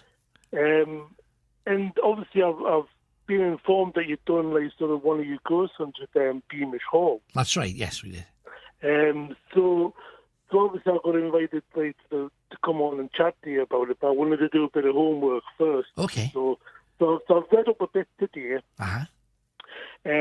So obviously, like sort of one of the rooms in Beamish Hall is like sort of really real paranormal activities, like sort of room 104. All right, There's a couple of people that stayed in there and they've never had a good night's sleep, like sort of the feeling of like somebody being in with them and like sort of the cold airs and you know, not very nice.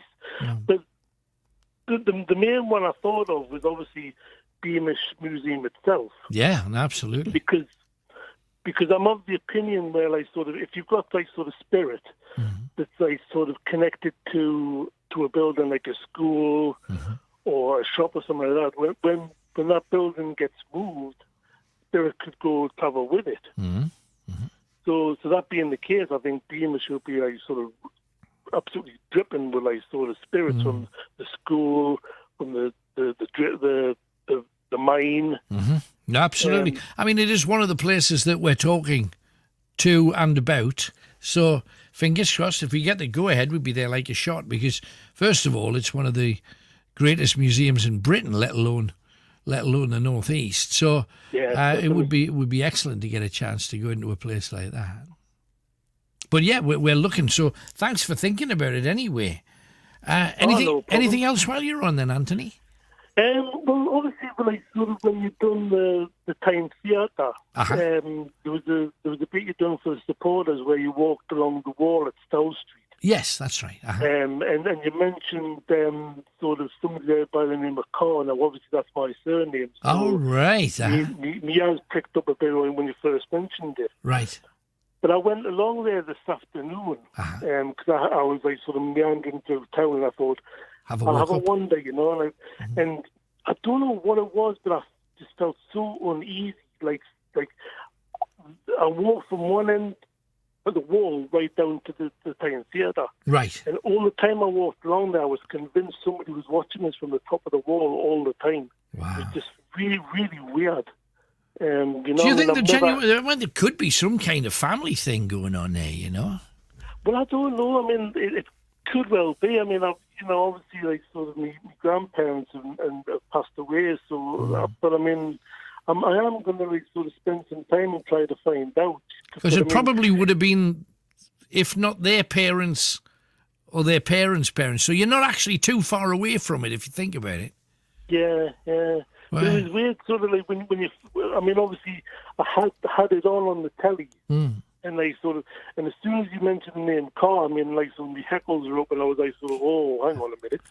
So it could be something. I mean, because it's funny, like sort of, since my mum passed away, I'm sort of, I don't know, I wouldn't say I'm more in tune with spirits and that, but I always think like so my mum's keeping an eye on us and like sort of looking down on us. And Has she shown herself in any way by moving stuff or a smell around the house or anything like that? Have you seen a glimpse? No, she's probably knackered me scooter to stop us riding on it.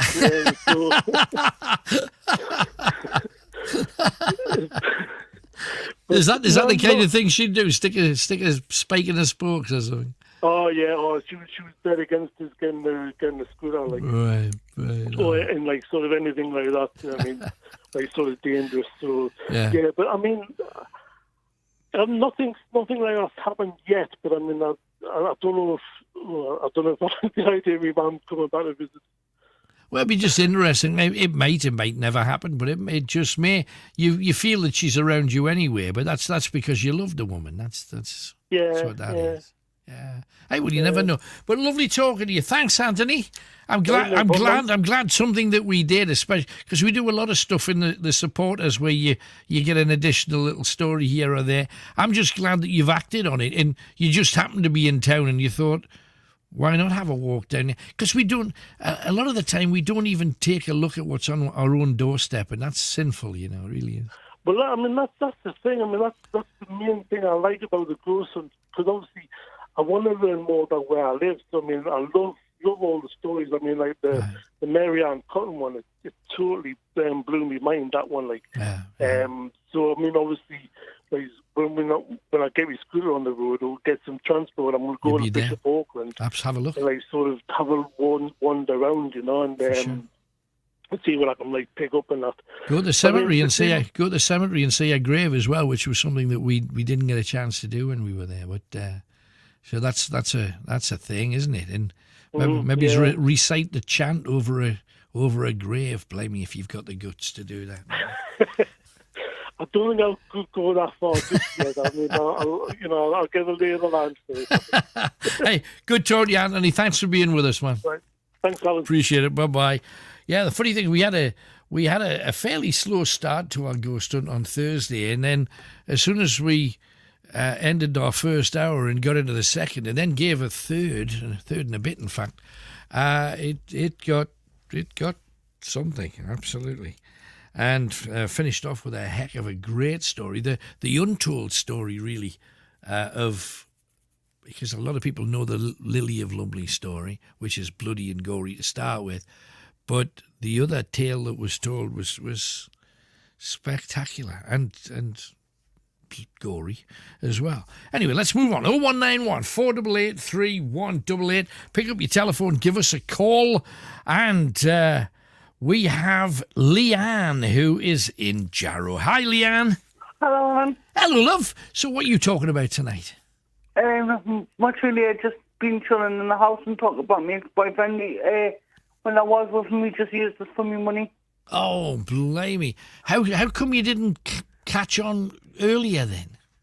I don't know. It's just obviously when I was with him, he just wanted money out of us all the time. And if I had stuff, he wanted it, and his mum was asking us for money. That's not as great. well. And just like I told him where to go, and then obviously now I've got a friend Darren who was on before. Like I want to try and be with him because he's not that kind of person. Oh, I see. I've just twigged. So you're the friend. Yes, I'm the friend. Obviously, I've known Darren for quite a while before. If I do think about, but they obviously Darren's been staying at mine over the weekend, and obviously Jack's been here. Well, because he wants to be with us, but I don't know how to put it. Because if I tell him, he's going to end up kicking off. And no, but you'd rather be with Darren. Yes, I do, yes. Right. Well, as long as you say that, that's Yeah, as long as everybody knows. It's just not knowing, I think. Mm-hmm. But well, good luck to you. I hope it all works out really well, because no woman should be used by a man. But exactly, because he's done it before, and then he's like kicked up and had to go this and go to him. No need as for a jackass, I'm not here to be used. No, and what you can say is that you're no longer part of he's no longer part of your life in that regard, and you've got to be strong when you tell him that kind of thing, for sure. Yeah. Right. Anything else while you're on then, Leah? And then I've had both of my COVID injections now. Have you? Nothing too painful? None. Nope. Good. That's great. Well, stay safe. Lovely talking to you, and good luck to the pair of you. I hope it works out for you. Thank you, Alan. Thanks, Dan. Bye-bye. Mark's been on. I have had a Ouija board for a number of years, but I'm still yet to try it out. Do you have any do's and don'ts when using it? I'm a bit put off using it because someone I know has used one, and a glass through from one side of the room, and a few other weird things started happening. They ended up having to get someone to bless the house. What are my do's and don'ts? Personally, not a big fan of the Ouija. Do I believe that it can have an impact? Yes, I suppose so. But anything could. And if you need a game for a spirit to arrive, why don't they appear in the middle of Scrabble or Trivial Pursuit? Do you know what I mean? Not a big fan. Not a huge fan. Not a big fan of table tipping. Not a big fan. It's all of those things are eminently fiddleable, so I leave them alone. That's just me. If you want to do it on your own head, be it. There you go. Veiled warning. And just before we move on to Debbie in Winlayton, a couple of your stories about D-Day. Before the war, my dad was an apprentice baker with the Stirling Cooperative Wholesale Society. Right. And my mother worked in the grocers upstairs. Uh-huh. And my dad was a bit of a bugger. And my mum didn't like my dad. He used to go up the stairs and steal the bottle of lemonade, and when he finished the bottles, he used to take them back and get the 2 pence back in the bottle. Right, so that's a start. Anyway, the war came about, my dad joined the Navy, right, and the ship that he was on was actually a water carrier. Uh-huh. It carried the water from the main ship to the beaches, and he was there at D-Day, and he was carrying water back and forward. And on about the third day after D-Day, coming back out from one of the beaches, it was at every beach, it was at all the beaches, you know, all the lot. Uh-huh. And he come back out, and the boat struck a mine. Oh. And it got sunk. And his mate was a Geordie. Did he survive? Yes, yes. Right. Well, I'm used to it. Of course you are. Yeah. And he was in the water for 4 hours, and his best mate, as I say, was a Geordie. Yeah. He had to let him go because he was so exhausted himself. Yeah. Never seen him again. But my dad got picked up. He got picked up with this tank landing craft coming back out from the beach. Uh-huh. And the bosun that was in the tank landing craft got him down, got him sorted out, you know, changed, taught a rum and what have you. Asked him, started asking the story, where do you come from? My dad said, Stirling. Uh-huh. And he said, well, is that anywhere near Alloa? My dad says, yes, it's just down 5, 6 miles long road. Yeah. He said, well, this tank landing craft was built in Alloa. And by strange coincidence, my mother actually built the tank landing craft. Isn't that amazing? It saved my dad, so that's what got my dad back. You know, my dad wrote for my mother, and that's how they got together. How amazing is that? And talking about the D-Day landings... He was on the Normandy D-Day landings. Right. And what he said to my husband was that the guns didn't work. Right. You know where they came off the ships? Yeah. The water stopped them working. Oh, blimey. And it was basically like what you seen on Saving Private Ryan. That was one of the most horrific scenes, isn't it, when people are just getting slaughtered. Because I don't think anybody could have thought that you're sending people there essentially in a big tin box, and then you open the end of the tin box, and all you need is somebody to fire a machine gun, and you're killing everybody in there. Well, what happened was he got through that. Right. And he was in the trenches. And the cannon fodder was supposed to go over them. Right. Obviously, eliminate what was in front of them. Right. In the nicest possible way. Yeah. But the cannon fodder was landing 10 yards behind them. Oh, so it was killing their own people. Yes. So they were basically running in. To their own fire. Yes. Terrifying, isn't it? The stories that you hear from people that were there. Debbie is with us in Woodlyn. Happy birthday to you. Happy birthday to you. Happy birthday, dear Debbie. Happy birthday to you. Oh, thank you, Alan. That's very kind. You're welcome. Well, I hope you've had a lovely day. Oh, I had a fabulous day. Off the dog, she saved all our chews up to give us £100. Wow. That's just off Daisy. She's not even 2 yet. How about that? That's a rich dog right Isn't there. it? My goodness. I was stunned. I bet. Does Daisy really know? Yes. Wait, I do you know what it is? I've never known a dog to play passy. You know, when you sit and play backwards and forwards. She's been doing that all night. Oh, that's sweet. She's pretty good at it. She does a lot of tricks. She can beg. She can give high fives. Give paws. Right. Lie down and roll over and say our prayers. Well, that's and a I make special sure she dog. says prayers for proper people as well. That's no, it's lovely. Well, that's good to know. And did you manage to get a cuddle on your birthday? Oh, yes. That's good. Yes. Then. That's all right. That's the main thing. Husband's spite us Great. rotten, and we went out for a meal. Great. And I had 2 puddings, one in the restaurant and one for home. 2 puddings? Oh, I've got a Sweet tooth, I've got a really bad sweet tooth. So what was it? Sticky toffee? No. Which way'd you go then? I went for a dark chocolate with a mousse inside. Oh, right. But the dark chocolate with it would have been nice if I had more mousse than the dark chocolate. All right. But I tried it. That's the main thing. Like, I like to try things, and if I don't like them, you just don't get them again. That's true. So what was the other pudding then? Come on. You got... Apple pie. Oh, right, yeah. And then I've got ice cream in the house. So I had hot apple pie. Oh, my and goodness. ice cream. It was blooming lovely. Yes, I'm blooming hungry now. That's all right. No, but that's good. So you wanted to talk about Dee Dee as well, Debbie. What was that all about? Like I say, I'll never forget Dee Dee because it's on my birthday. But I do watch all the war films because my husband likes them. Right.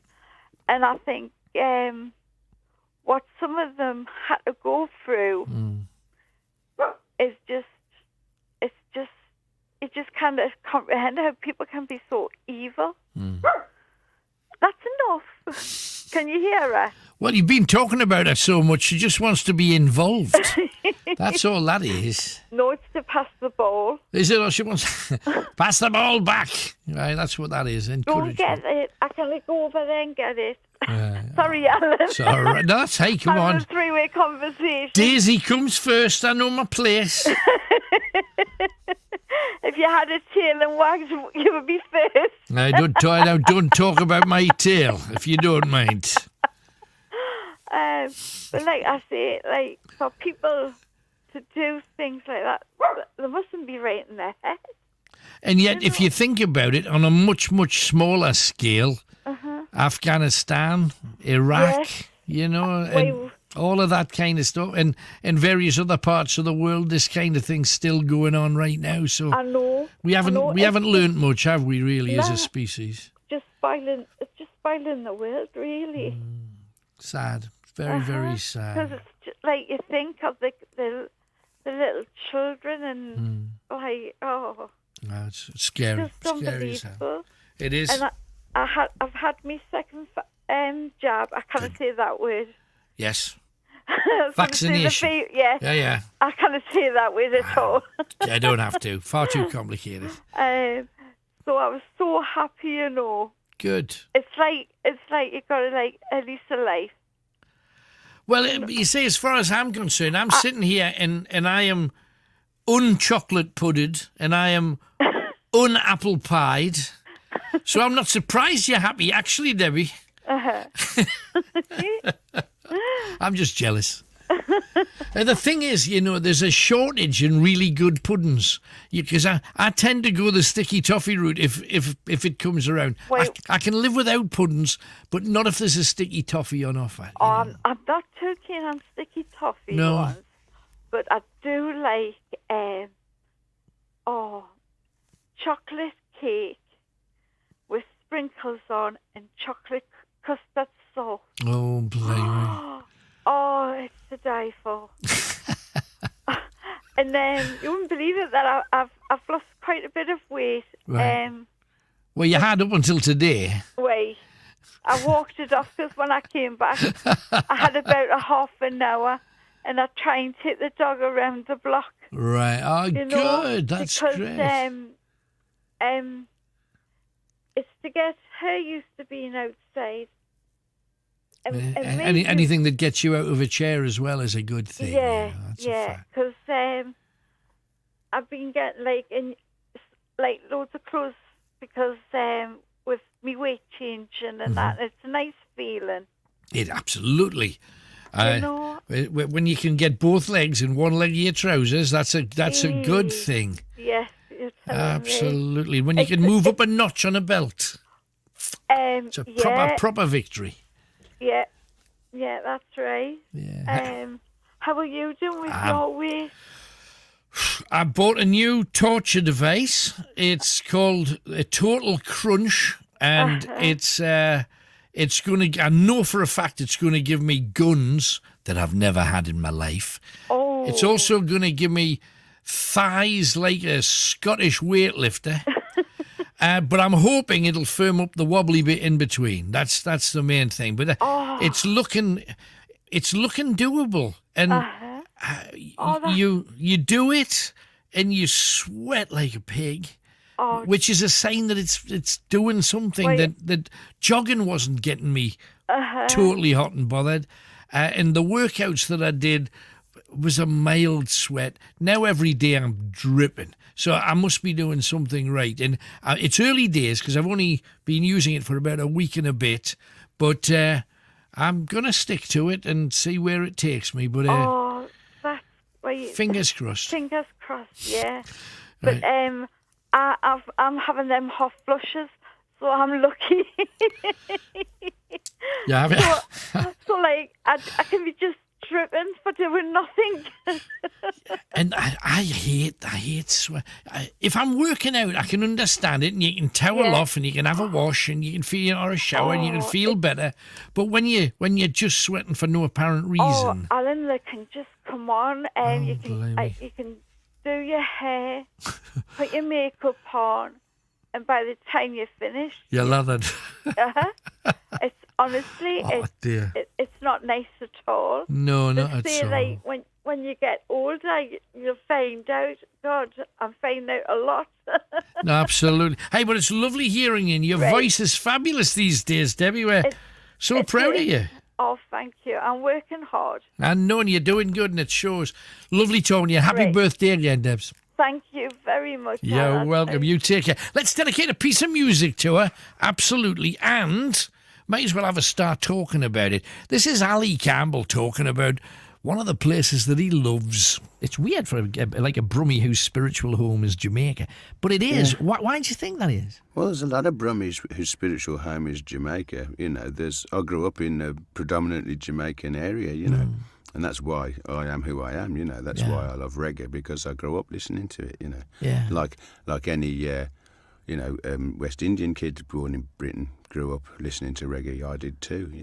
In fact, I was a very strange reggae anorak at the age of 10. I could tell you what I could tell you what song was on what label and who produced it. When I was 10 years old. Amazing.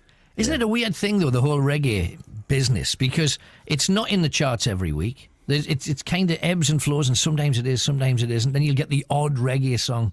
It comes in and out, but the main thing is the influence that reggae and more so dub has had on contemporary music in the last 30 years, really.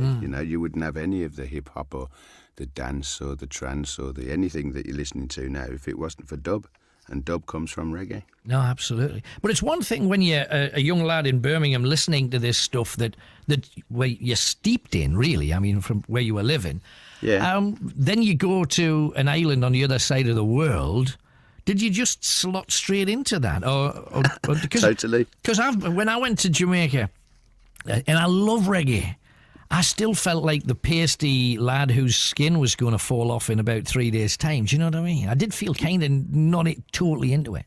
No, what you need is like a factor 30, and you've got to be able to chill. You know, you've got to be able to take smoky surroundings. Yeah. Oh yeah. And you should be all right. You know, I mean, we love it in Jamaica. As soon as we could afford to get there, you know, we were there. And I lived there on and off for 17 years, and I had my own house there for 7 years. Not one of the ones that blows away. I built a studio there. No, it didn't blow away. It blew away with a divorce. All right. With the divorce settlement, actually. But, you know, we've still got interests out there. Right. Me and 2 other guys in UB40 have got property out there. Yeah. And I'm there about 3 or 4 times a year. I love it there. And at the moment, I stay up at Strawberry Hill, Chris Blackwell's place up in the mountains.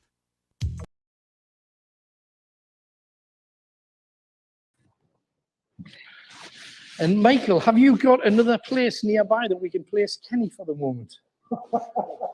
No, seriously, we should start to do that. Is there a room close next door? Well, the nearest next room. Right, okay, well, next door. It doesn't have to be a place we can get with a camera, you see, because then we can bring you back, if that's all right, Ken. It is warm in here, mind. And give me that as well. I'll take the torch.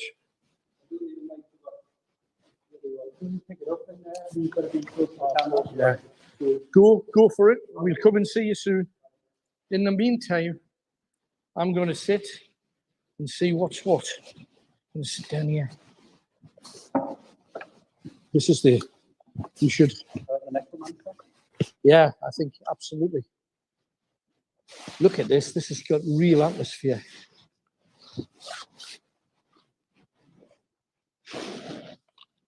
I heard a noise on the far corner.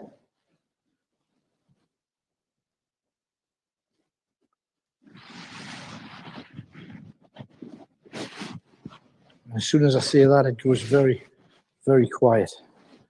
Let me do this. Let's see what the necromancer can deliver. Over to you. Don't say no, just do it. Speak to us.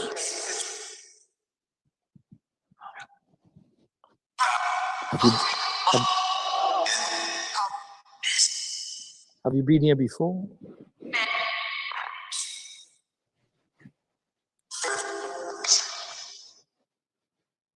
There's so many people lived. Repent. Is that what the priests would have said to someone who's not of a Christian faith? Yes, it would be. Repent, they would have said.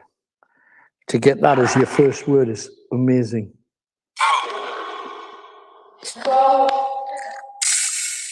Who's the woman there?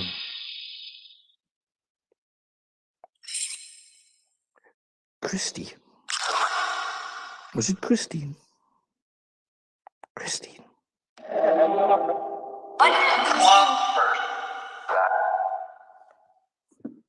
It's warm tonight too. It's really hot. Come on.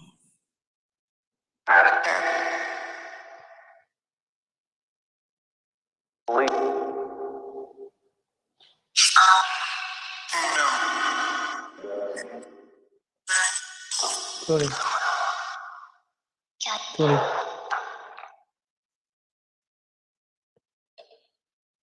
Do you hear that? There was just a click there.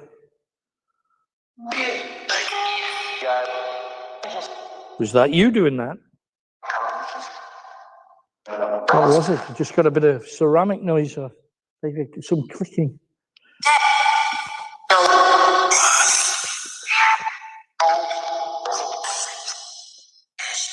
These are amazing chairs.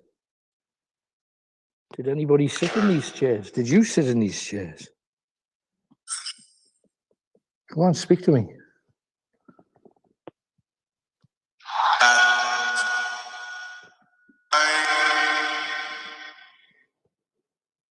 What was that?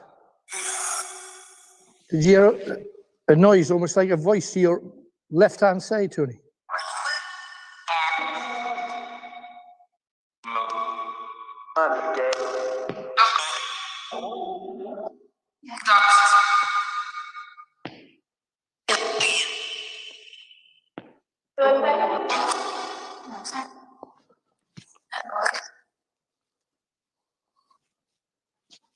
Maybe, yes. As soon as I started moving towards this, I mean, everything is so beautiful here.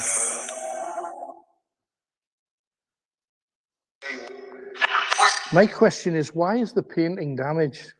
It's got huge, like, gashes in it. There's one at the top and there's one down here. Makes you just wonder. What an amazing story, if that really is the lady that we think it is. Let me just stop that for now.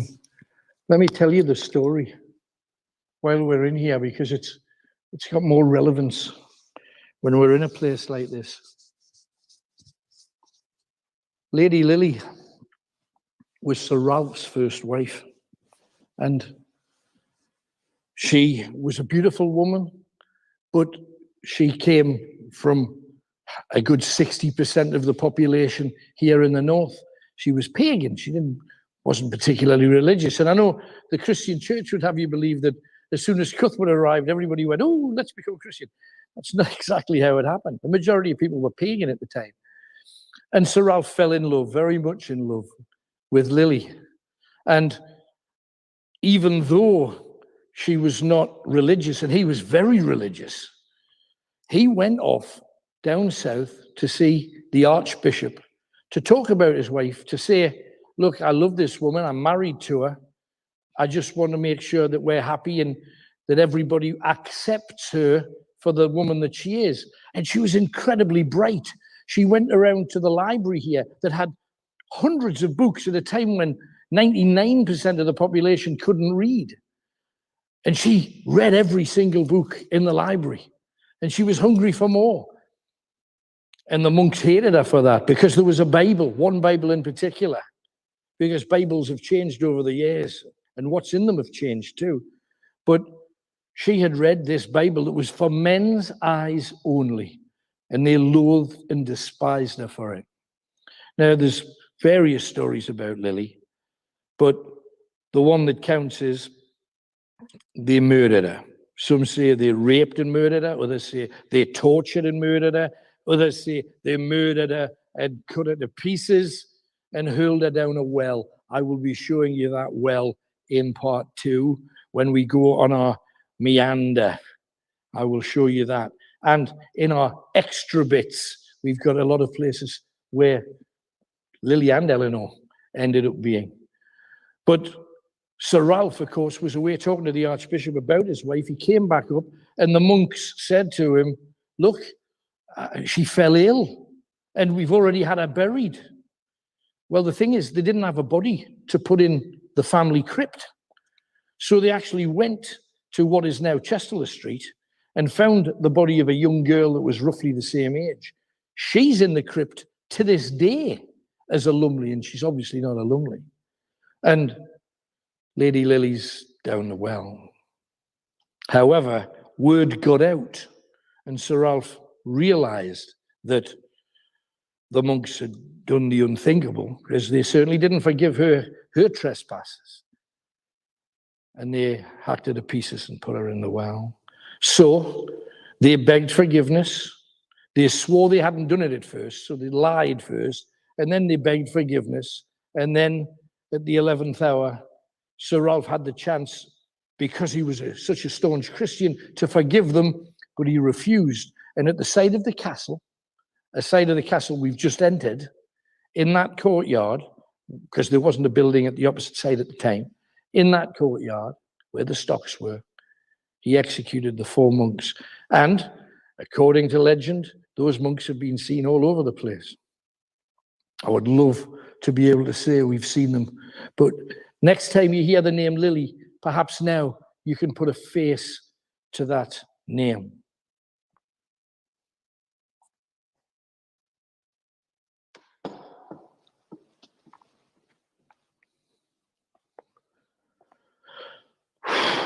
Come on. If there's anyone here, make Big one, Alan Robson with you. It is Greatest Hits Radio Northeast.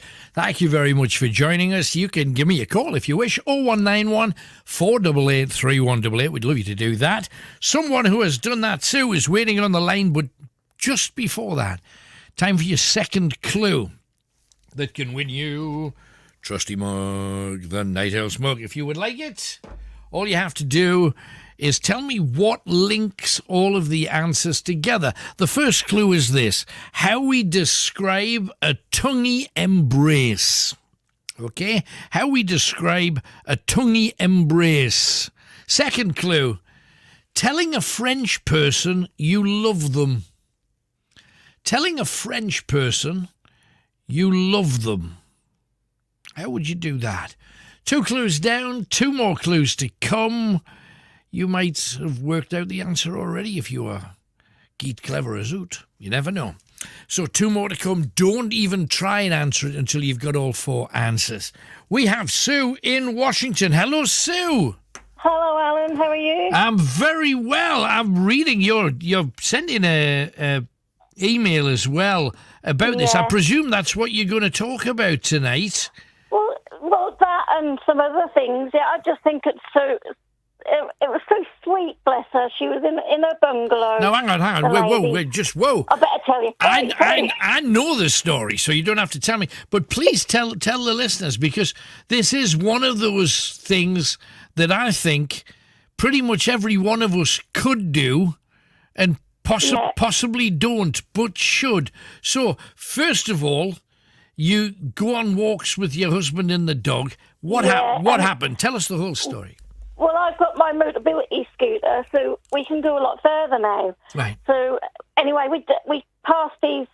sorry, I'm watching you on the screen as well, and it's behind, isn't it? So I've just had it on the screen. Uh-huh. Right.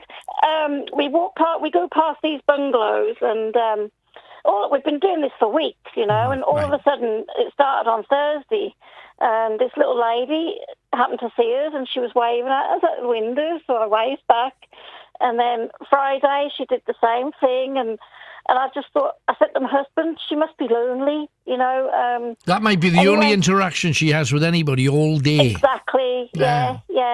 And Saturday we did the walk again, and I couldn't see her, but there was someone cutting the grass, so I'm presuming she's got family or someone who looks out for her. And then today we went again, and I glanced and I couldn't see her, and then just as we was getting past, she banged on the window and she was waving at me, and so I stopped and I waved back and I said, "Are you all right?" And she gave us a thumbs up and waved and that. Right. So I said to my husband, I said, "Well, if she's there tomorrow, I'm just going to say, do you need anything? Do you want me to get any shopping for you?" Because I would do it, Yeah, absolutely. I would do it.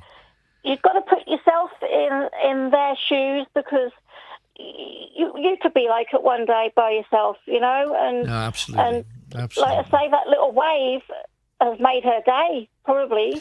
Well, she wouldn't have raced to the window to bang on it, just to say, I am here, I'm okay. She wouldn't have done that if it wasn't important to her, that's for sure. It's a lovely thing. Lots of people could do that rather than... if the whole world was like that, it would be great, wouldn't it? Absolutely, 100%. 100%. Hey, well said. So what else you got for us then, Sue? Slyness. Sneaky. Like telling fibs and sly. Yeah. Well, hang on, 3 people who I know... Well, who I knew, one of them's my next-door neighbour, to be honest. Right. One of them's moved and the other one died, right? And but at the time, all our kids were at primary school, and we decided, we'll come mind, we'll have a nice cup of tea this afternoon and, some nice cakes and stuff. So I went out of my way and brought all these nice cakes and biscuits. And then one by one, they phoned saying, oh, I can't come. This has happened. And I said, all right then. And all three of them done this, Right. And so I thought, well, that's really nice. I've done all this, and they've turned around. I mean, it was done like they meant to do it. It wasn't like they weren't true things. So anyway, I thought, well, I'm not waiting in the house for someone who may or may not come. Sure. So I got my bag and that, and I cleared off up the bingo. So anyway, the bingo finished about 3:15, and I got home, got back to pick my daughter up from the school, and there they were waiting for their kids. And they said, oh, where are you? Where were you this afternoon? We banged on your door and you didn't answer. I said, well, you all rang and said you wasn't coming, so there's no way I'm going to wait in. Right. And, but we banged on your door. I said, well, I don't care. I said, anyway, you did us a favour. I said, because I went to the bingo and I've won. And my daughter came out and said, come on, Lizzie. And that was it. I've never spoken to my neighbour, next door neighbour since. But you see, there's no reason why you should put up with kind of fakery when it comes to, false friends. There's no need to put up with that kind of thing. No. I mean, at the time, because, my daughter was only about 5 or 6, and I hadn't got many friends at all. Right. And, I suffer from depression, so it really knocked us back, really, really did knock us back a lot. Well, you rose above it eventually, though, Sue. That's the main thing. Oh, yeah. I mean, I can live next door, and I can hold my head up high. I've done nothing wrong. No, of course not. No, not at all. They're the idiots. Right. And but anyway, can I do 3 more things? Have I got time? Right. Right. The other week it was on about car stories and stuff. Well, myself and my husband were in our car waiting at the lights coming from the galleries, and they was on red, and I think we was at the top. Yeah, we was the first car. Right. And then the lights were stuck on red for ages and ages and ages. Right. And there was a queue miles back behind us, and I was like, I'll have to. Someone's got to phone the police. I mean, all the other cars are coming, and we're stuck on red. Yeah. And then this little car come up beside us on my husband's side, and crept in front of us, and it had a big whacking dent in the back. Right. So you kind of think to yourself, oh my God, I wonder if she was hurt or they were hurt, or how did they manage to get that? And then the woman in the car demonstrated how she got it, and she slowly drove up and just crept over and looked left and right, and then drove through the red light. Blimey, crazy woman. She wasn't going to wait. Good job there wasn't a lot of traffic, because but they've got cameras on the lights, so why would you do it anyway? Yeah, you she'll get a letter through the post, and doubtless. I hope so. So's all right. So it's like, well, that explains. Yeah, that's how you got your dent. That would be the last time she went through a red, probably. Yeah. Yeah. Crazy. Anyway, this afternoon, I've got 2 more things, right? This afternoon, we had a curry for our dinner. Hey! But, Why not? I have a mild one. I have chicken korma because it's mild. Yeah. My husband had one with 4 chilies in it. Right. And I said to my daughter, he'll be needing a good old gallon of milk after this, Yeah. But he never coughed or spluttered or his eyes watered or nothing. I'm thinking, how can you do that, Yeah, he's toughening up. And then he had, for his dessert, he had an apple. Right. That was like red in it. So he cut his apple up and like eats it like that rather than bunch around. Yeah, so he cut this piece, and he thought, as a joke, he walked out of the sitting room and he had this apple in his mouth, but he cut it big, and that looked as if it was his tongue, because he had to speak. So I kind of looked and I went, hey, what's happened to your tongue? And I said, is that curry made your tongue all swollen? That looked as if his tongue was all swollen. He was killing himself. I said, what's it? He said, that's me apple. Oh my God. I couldn't believe it. It was really funny. Really funny. I thought his tongue was all swollen. And the last thing, I do want to shout out to any listeners who are blood donors. Right.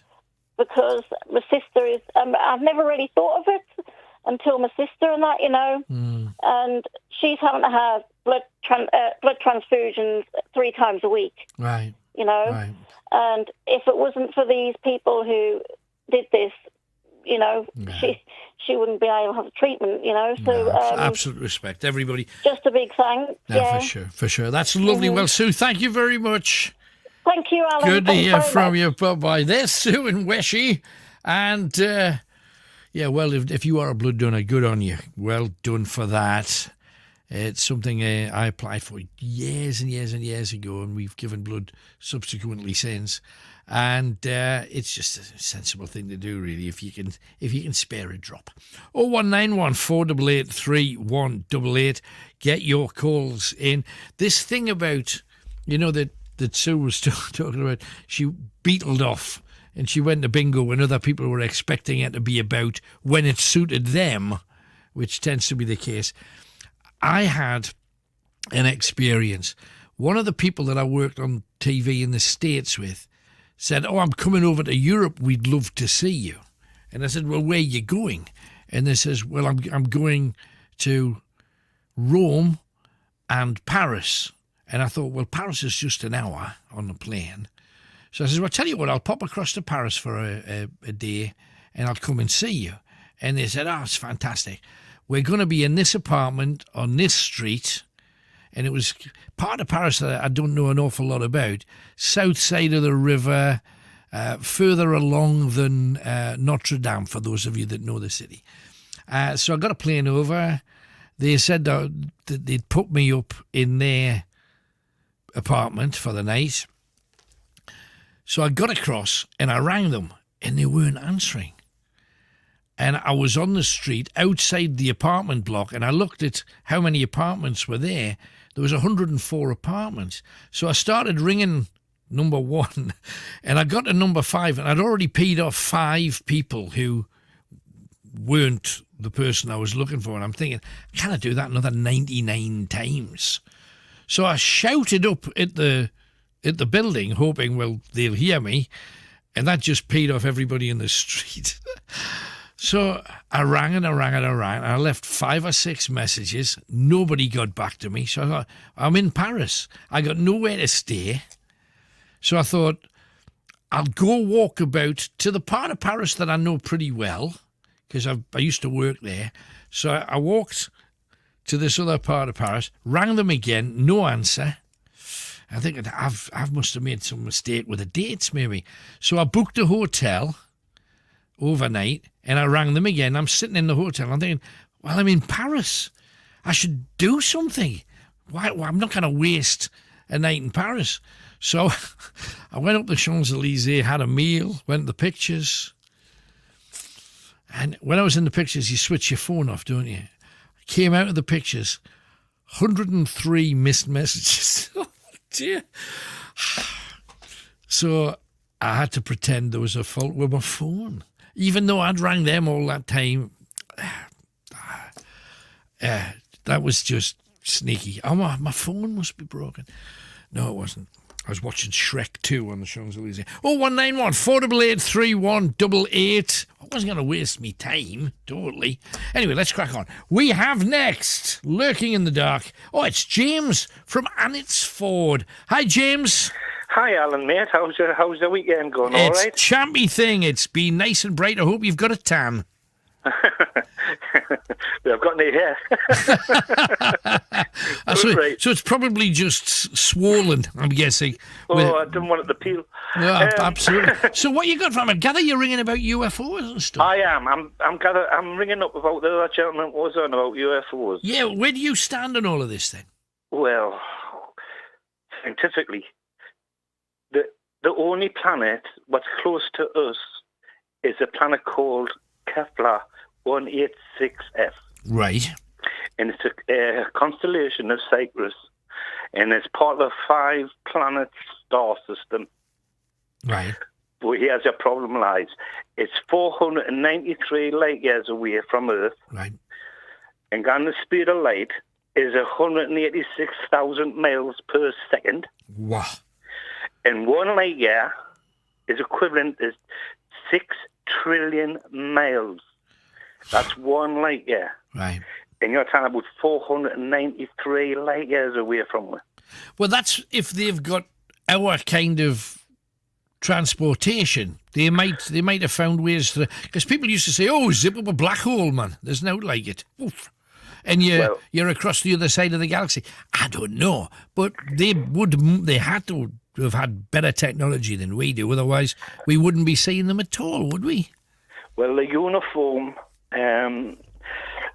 light speed system in the whole solar system is light year. Is a light. It's the speed of light. Yep. One day we might get close to it, you know, in I don't know, maybe another 1,000 years or something. Yeah, but doesn't mean that but we might be 2,000 years behind whoever this is it? I know what you're saying, Alan. Right. If you've got a craft what goes the speed of light, right, which is the uniform speed of the solar system, it would take a 493 year for to get here. Right. Then 493 year for them to get back to where they've come from. If they come from Kepler, which is the closest way known that life can exist. But you don't think that there's the possibility that they may well have come from there, but they might have colonies on a Saturnian moon or our moon or Mars, or they might have learned to live in extreme conditions? Because if they've got the technology to do any of that to start with, surely they'd have technology that could make them live in places where perhaps we wouldn't be able to live. No. No? No. If you take, like, Mars, for instance, okay, a living organism can live in Mars if they're living in a spaceship. Right. But, yeah, the UFOs, if there is such a thing, which I'm not dissing it, it just means what you hit on before. Yep, they come from Earth. They don't come from any other planet. They've originated on Earth, in Earth. So where are they then? Well, it could be in the oceans. Because that's but if they come from Earth, it's a country on planet Earth. Then who has that kind of technology that?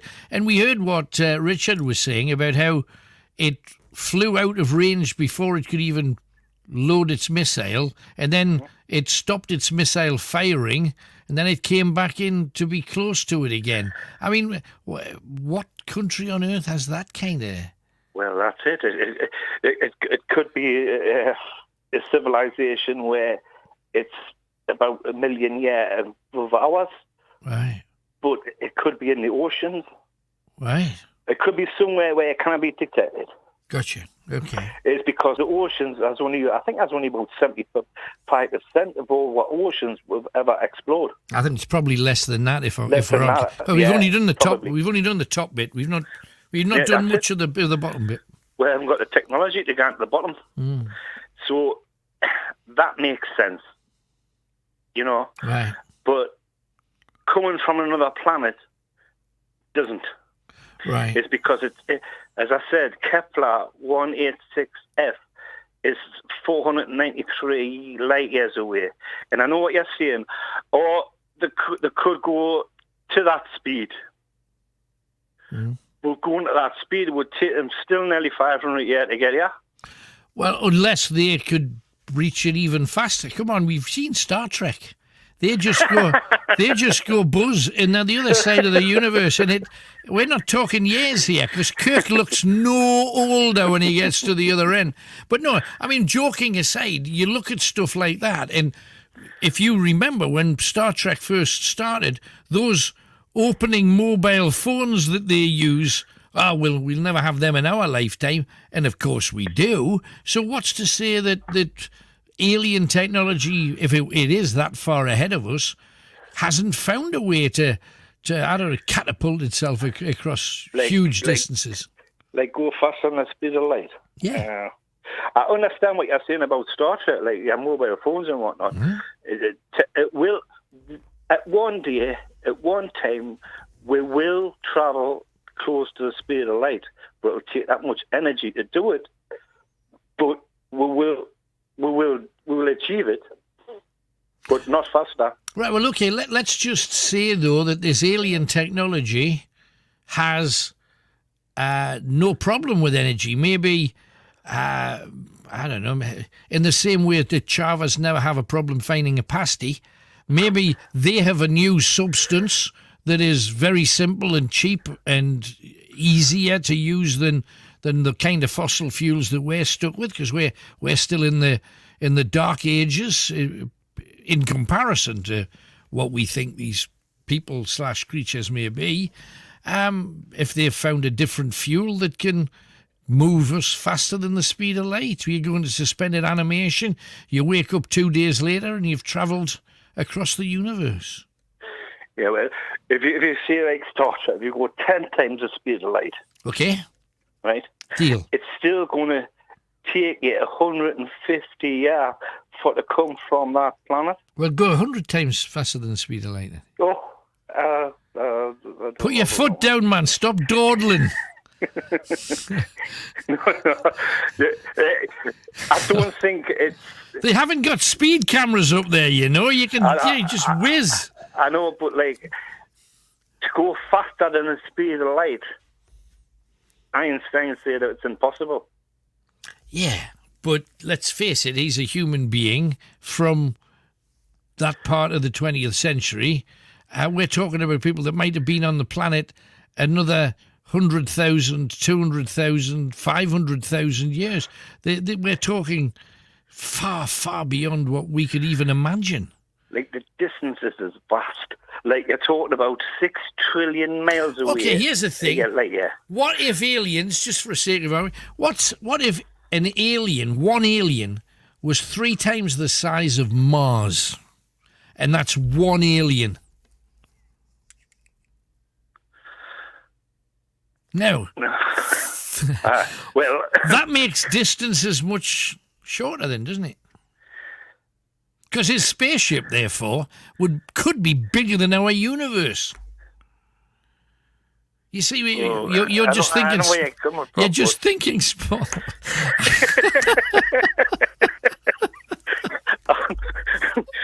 What? Wait, all I'm saying is... His poo would be bigger than Pluto. Have you thought of that? His poo would be bigger than Pluto. Wait, what about that? It's a planet. That would be a big, big planet, Alan.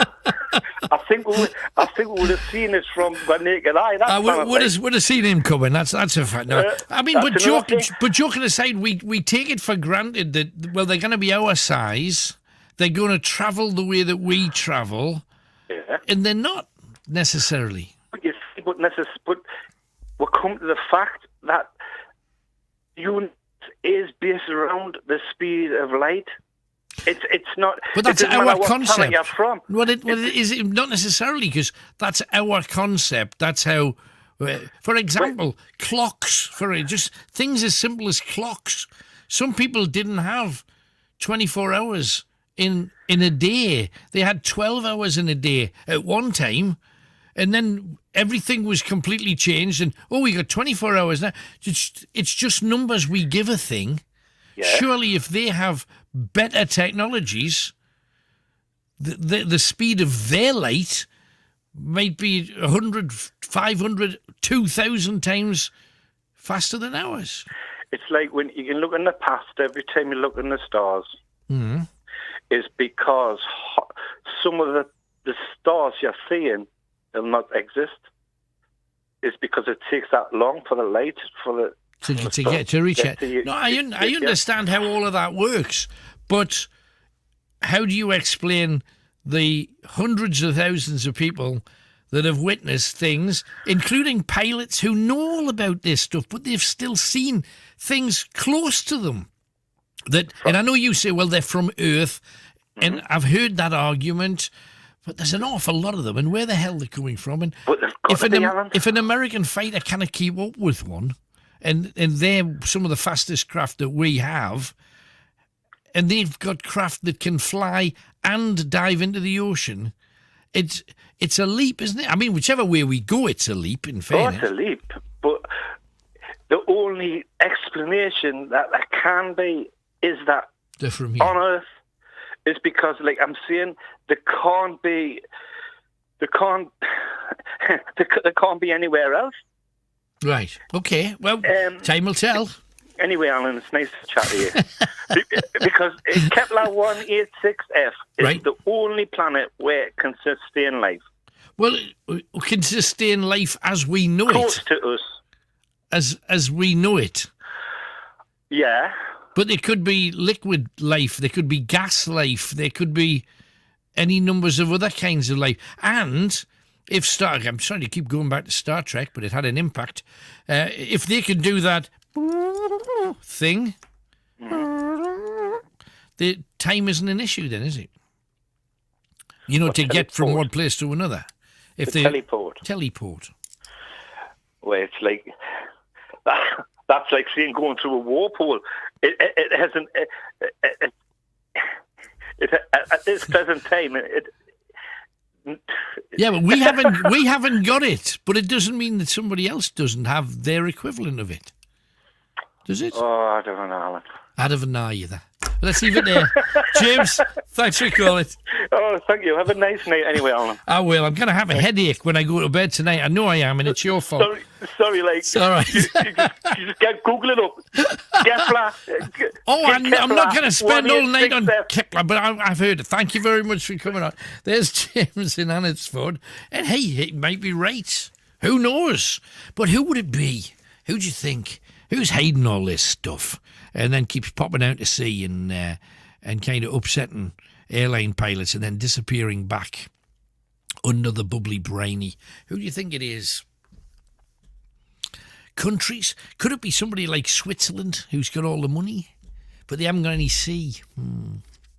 Yeah, couldn't do it in a lake, really, could you? Who could it be? People from Gosforth, they've got a few quid. Cleeden? I don't know. Never quite trusted Cleeden.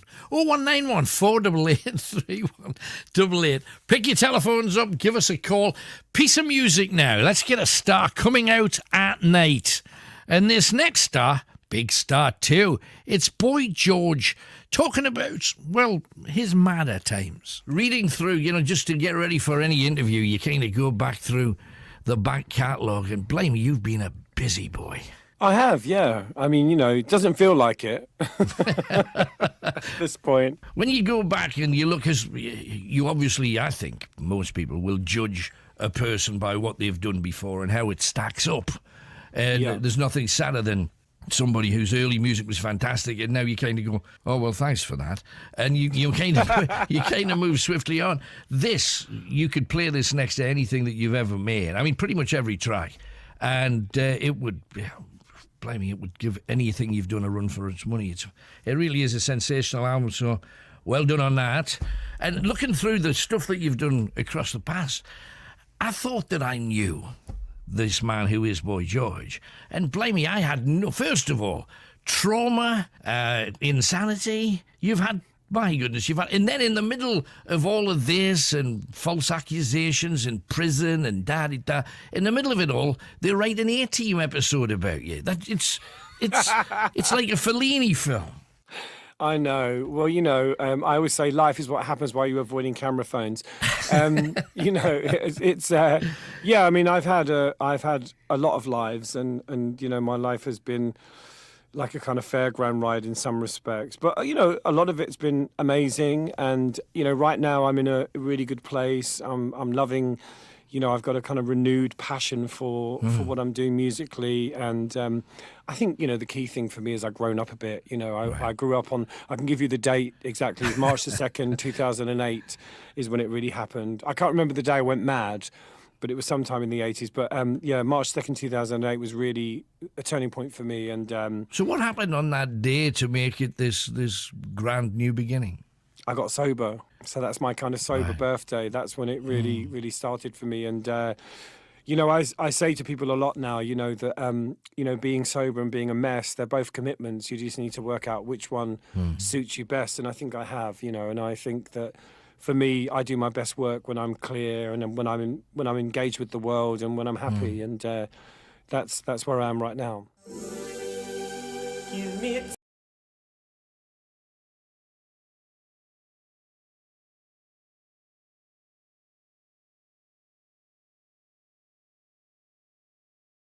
noise.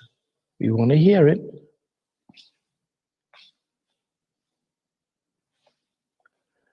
It's very peaceful.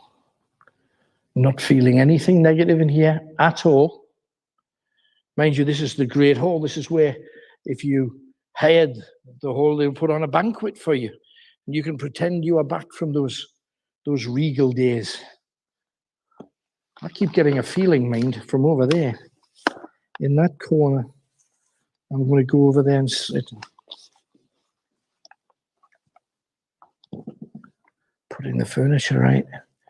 Just the opulence of a place like this. Look at this, just how beautiful all of this is. And of course up there, a minstrel's gallery. Are you seeing anything? Those of you, in fact, it's blocked. Well, is there a wheel? Oh, you can go up there, can you? Oh, I see.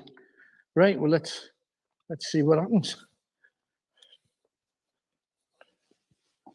This is very much a backstage area, I think. Can you get up here with a camera? Okay. Cobwebs up here, mate. Be warned.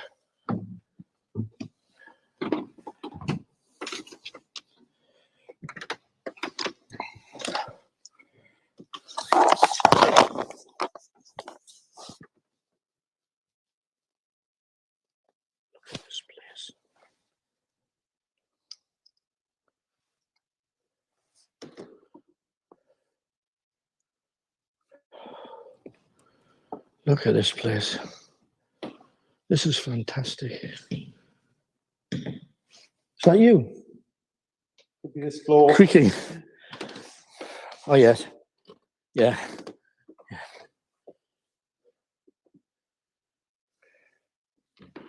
So we are, and this is obviously where they put the sound gear if they were doing a gig or whatever.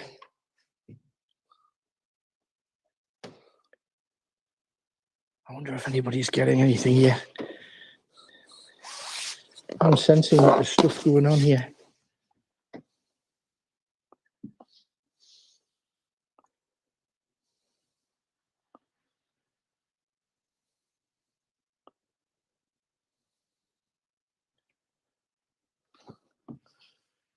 Every one of these people have got stories to tell. Look at how far back in history that it all goes.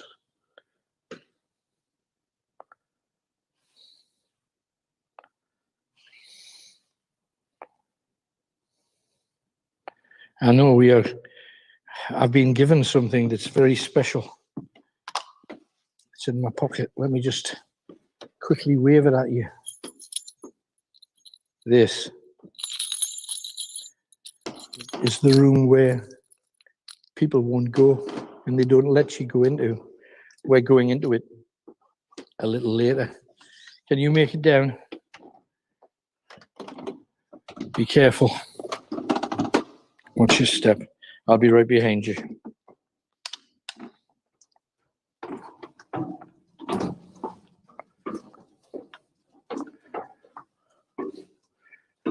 Oh, you bugs.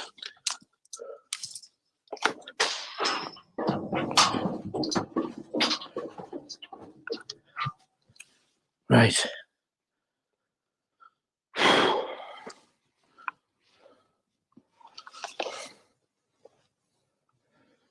It's really cold over here, Tony.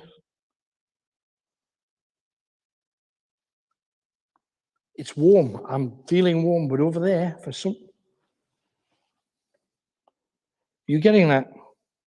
Yeah. I'll get the thermometer later on and check on it. But for now, they say you can often see spirit in mirror. Do you want to scry this mirror, Tony? Get as close to the mirror as you can and then scan the room. I would do it the other way. I would do it that way because there's more room on the other side. See what you can see. See if anybody catches anything, because it's easier to catch. Spirit, go much closer. You can't see. The lights are too strong. Are they? Yeah, just gonna. All right, right. Well, hang on. You do that. It might not if I lighten up the rest of the room. Does that make sense?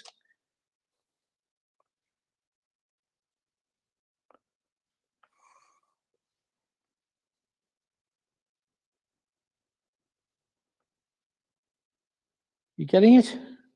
Yeah. Anything? No.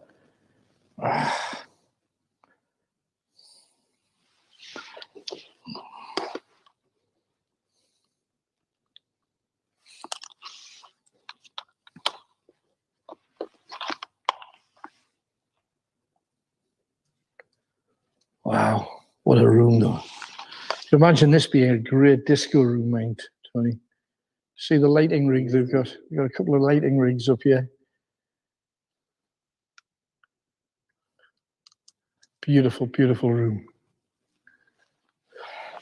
Now, I'm going to give Kenny a shout. We'll see where he's been. Kenny! How far is he away? Can we get into here? Yeah. Gotcha. Well, let's have a look in here first. It's still there. So the floorboards in here are all ship beams. They're what? The ship's beams. Ship's beams. On the floor. Wow. So the explanation is when you get the one end and the other end creaks, it's because the ship beams. Oh, that's amazing. No, I don't know whether you heard what Michael was saying, but because the beams beneath this floorboard were taken from ships, you get to one end and the other end creaks because of what used to happen on a ship. I don't know whether that's true, but if it's not, it's just, yeah, no, but it's great, great. But another amazing room, and we've still got a little bit of light showing it off. He's in total darkness, which is great. So you stay here. I'll go and see what's... Russ, who is in Washington. Let's head there. Hi, Russ. Hiya, Paul. Hello, mate. I'm good. Thank you very much. What are you talking about tonight? You know, the shocks of, surprise pranks and... Yeah, sneaking about and daftness. Yes, go for it. Yeah. I've had loads. Like what? The biggest one I can think of is one of my trials in Thailand at the time. So I used to go to many a time. Right. And it was a fun night, and we just used to think about fun things to do, and go down to the beach and have a good time. Yeah. Uh-huh. And that went, obviously. It went there. What do you want to do? This might need to be edited. I don't know, Paul. But, you got down to skinny dipping. You know what I mean? Right, okay. Yeah. And it was great. And the problem was, to nick me gear, right? And I couldn't. Sorry, Alan, I've got the sound on. I've got it turned off. Right. Paul. Uh-huh. Yeah, so I did that. And I had to go back to the hotel naked. Right. Because they nicked me through me gear. And very, very embarrassing. But how did everybody else, when you're walking along the street and the tackle's out, I mean, were people shunning you or screaming insults at you? What did they do when they saw this naked bloke walking through the streets. Naked dirty bloke, 1 o'clock in the morning, they couldn't give him money off. Not at 1 o'clock. No, I get it. Obviously, I had to get dressed, Yeah. And it was very embarrassing for me because I'm not a very endowed bloke. Right. Well, I mean, I would imagine under the circumstances, I would have understood, though, anybody in those circumstances, you're not going to look pretty well endowed when you realise you're going to have to walk in public back to the... When you got to the hotel, though, you wouldn't have a key. So then you'd have to go to the desk and say, can you give us another key to room, whatever you were in? Oh, yeah. But guess who was at the desk? Who's that? The girlfriend. Oh, right. Yeah. Right. Did she not say, hurry up and get to the room, otherwise they'll think I'm going out with you for your money? You want this key? You do what I say. That's what she said. Fair enough. That's fair comment. Fair comment right there. It was, absolutely. Now, good stuff. Hey, well, thank you for coming on, Russ. Good story. There you go. Back to the hotel naked. Can you beat that? There's a tale to be told. Dawn is next. She's in Washington too. Hello, Dawn. Hello, Alan. Hello, my darling. You were at Lumley Castle the other week. That's right. Thursday gone, yes. Thursday night, yes. Yeah. And I used to work there when they were doing the medieval games. Oh, fantastic. Were you one of the wenches? No, I was one of the horsewomen.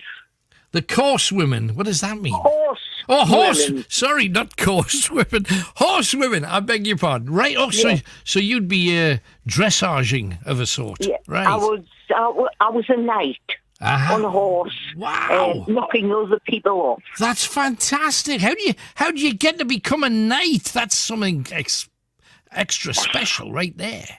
Well, it was all play, Helen. No, I know that, but even so, to be able to... Presumably you had lances and stuff, or... Oh, yes. Wow. Yeah, we had lances. We had costumes. I was in charge of cleaning all the costumes and everything else. Right, what a great job that is. It was fabulous, Alan. I loved it. I bet. Well, I mean, where would you get another job like it? That's the thing. Wow. I would love to know. I know, I bet. Did you not get hurt, though? Because, I mean, even though it's playing, the other person's still got a lance and is travelling towards you fast on a horse. Well, the thing is, Alan, we're riding a horse. You've got to know how to fall off one. Right. And if you can't fall off one, you can't ride one. Gotcha. Understand that. No, I absolutely understand that. No, but what a great job. When you were there, did you ever witness anything in the castle or have any peculiar moments? No, unfortunately, we didn't. It was during the day when we were always there. Sure. But I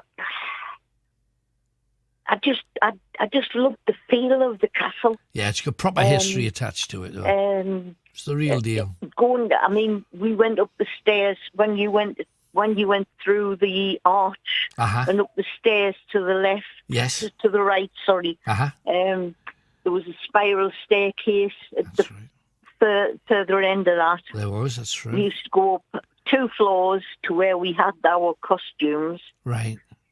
And it was just fabulous. I loved it a bit. Well, it's a special place, isn't it? It's an amazing castle, and some of the footage that we got actually in the upper rooms was stunning. I mean, amazing stuff that you'd never believe. It's really great captures. But I mean, was born in Lumley, in the village of Lumley. Yes. Fantastic. And all my family were so. But did you know where the meant a lot to us? But did you know where the name came from? Because I didn't, and I've written books about Lumley Castle previously. No, I didn't know where the name came from. Because I didn't. For those that weren't there and didn't listen, or didn't watch, should I say? A lum in Scotland is a chimney, right? In the northeast, a lum apparently is a deep pool in a river where you get the best fish. You fish in the lums. And so that was probably where Lambton got his worm. Well, we presume so, but what they say is that if you've got a river that's got these deep pools in it, you get more fish, but it's more plentiful, and you'll become richer. And it was a lum lee, or the lee that had a lum. So they became Lumleys, because I went right the way through the history back to Anglo-Saxon days, and they certainly weren't called Lumley back in those days. And we're talking 900, 1,000 AD. So it's fascinating. And people related to Ethelred the Unready lived at Lumley. And you think the history, they're connected with King Charles I, King Edward, King James. They've all been there. It's an amazing place. History, yes. Amazing place. And I used to swim in the river as well. Give over. Wow. Not skinny dipping like that last one, I hope. I certainly did. Nothing like skinny dipping. Well, I was going to say, because if you're a knight, you can get away with this kind of activity, you see. That's the thing. That's great. Hey, but lovely to hear from you. Thank you for coming on, Dawn. Okay, thanks. Tremendous. Bless you.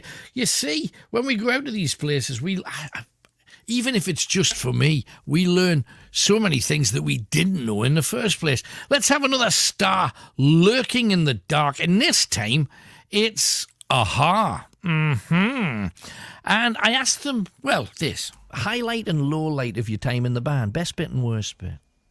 It's hard to see those first years as anything except a highlight. I think we all kind of, as Morten indicated, we paid our price, individually in different ways for living in the spotlight. But at the same time, it was the dreams of our childhood. It was our childhood dreams coming true, and we sort of, we just grabbed onto the horse's mane and as best we could. Yeah. And it was, it was a very exciting time. There's no doubt about it. You got to meet, people who were heroes growing up, and we've had so many kind of moments that it's hard to. I mean, one little kind of personal favorite for me was one of these things we did for the Nobel Peace Concert of standing on the same stage with Paul McCartney performing Let It Be, and all the other artists there as a kind of an encore, and just having kind of locking eyes with him for a couple of minutes there on the, in the chorus was a kind of a huge thing for someone who grew up being absolutely fascinated by. Yeah, exactly. So I don't like to look at it as necessarily as achievements, but we've had surreal and absurd happenings throughout our lives in the spotlight, and some, most of them looking back were fantastic. Because it's strange you mentioned that the McCartney moment was just a bit of chemistry that was just incredible when he's done something. Well, I just pretended I was in the Beatles for a couple of seconds, I don't blame you at all. And yet he did a Bond theme, and so did you guys. So that almost puts you in par, doesn't it? You're in the same ballpark there, we guys. have a way to go. There's no denying his impact on for sure, on everything. So but we try to do our best.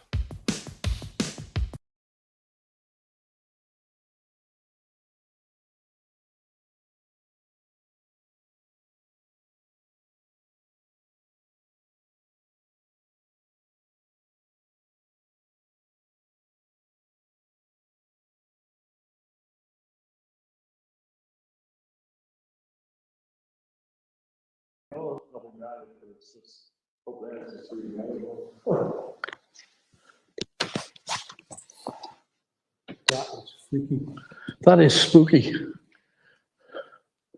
That's what spirits do, though, don't they? They take energy and they can make it dull and stuff, can't they? They suck energy out of things. But this battery in this camera, which is new, it just died. I can't take any more pictures at all. Well, what we're going to do is, and I mean, immediately after the end of the first hour, we're going to start going into overdrive, because what is The upstairs part of this, we're going into the roof space, which apparently has an amazing history because the soldiers used to be based up there before they would go into battle. The wounded would be pulled into there if they were wounded. So this is like a place where there's an awful lot of incredible action happened over the years. What's up there now? Nothing. Storage. So it's just Tables, blackness. Yeah, just darkness. Well, we're heading similar to the loft space in the Masonic Colony. Oh my goodness! Very similar. Don't tell me that. Oh, hell's teeth. I'm sure Kenny will like it. So we're going to do the roof spaces. We're going to do possibly some of the woods as well later. We must go back in those woods. There's a real feel for it.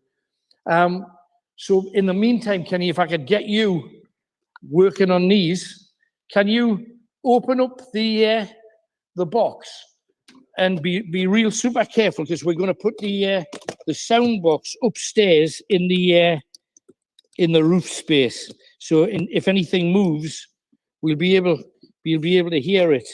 Now, the only problem is you've got to be super careful with it, obviously, because this is how it works. You open that up. Now, there's 3 batteries to go in there. Be real careful with it, and then put that over the top. Right. Can you do that? The batteries are on. Don't touch that top bit at all. And the batteries are loose, and they're in that compartment over there. Turn it off. Which way? Turn it off. Oh, turn it off. I beg your pardon. Then look at the light. What is it? The portrait? Yeah. The portrait? What the hell? This, you know, the painting of Lily with the torch off, the top of the painting is illuminated. Can you see it? You're going to have to come down. I don't know whether it'll show up with the lights, but what is that? What is that? Whoa. Oh my goodness. Was that there before?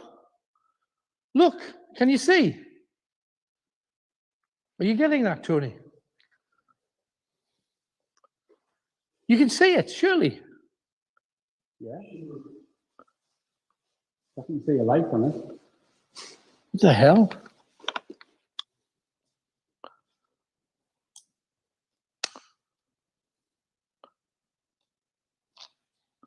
How about that?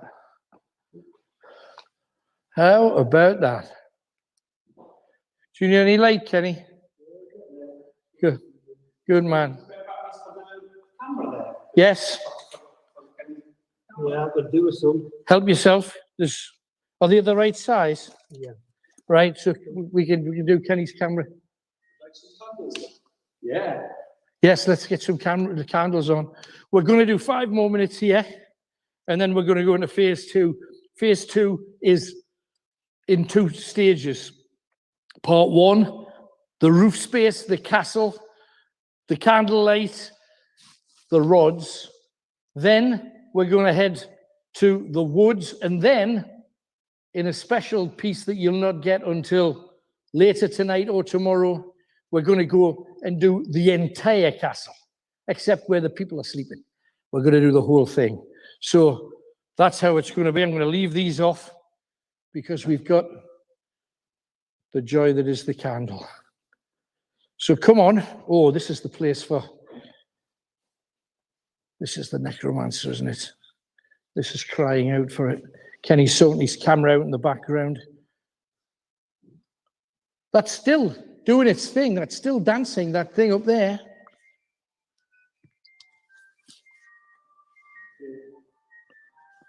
So it's happening. Have you put the sleeve on it? Yeah. Good man. Yeah, that's fine. All right then. That's fine. So what you got to do though is... Yes, this is all on YouTube as well. Facebook and YouTube get everything else extra. Right, so we leave that for the moment. Yeah. Oh. Right. Let's see what happens. That should only go for 10 seconds. The lid's down. Thank you. Ooh. Come on. Come on.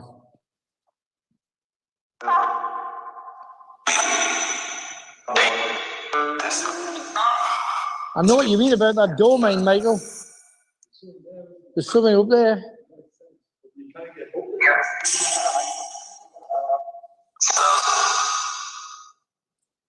Come on, tell us why you're hiding from us. Are you hiding from us?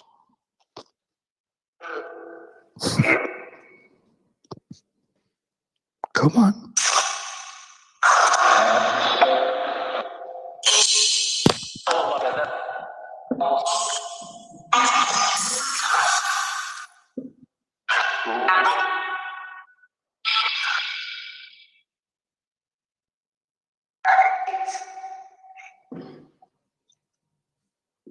This candle's flickering.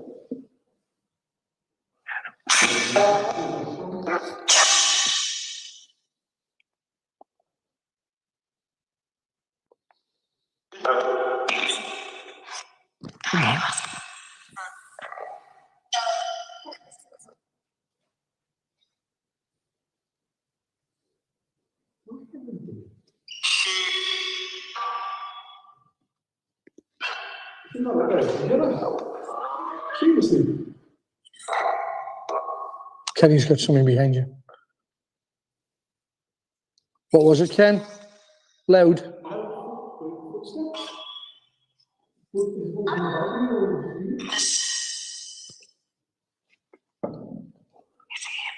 It's him. Did you see him? Yeah, he just said, seen him. It's him.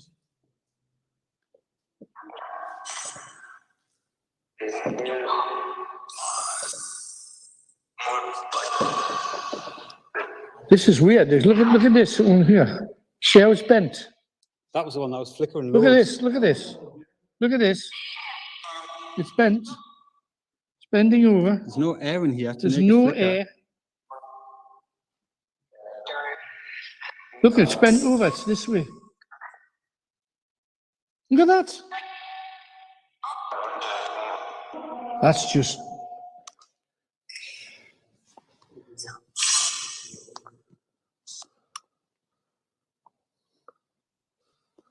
Come on. Whoa, do you hear the screech? Screech over the...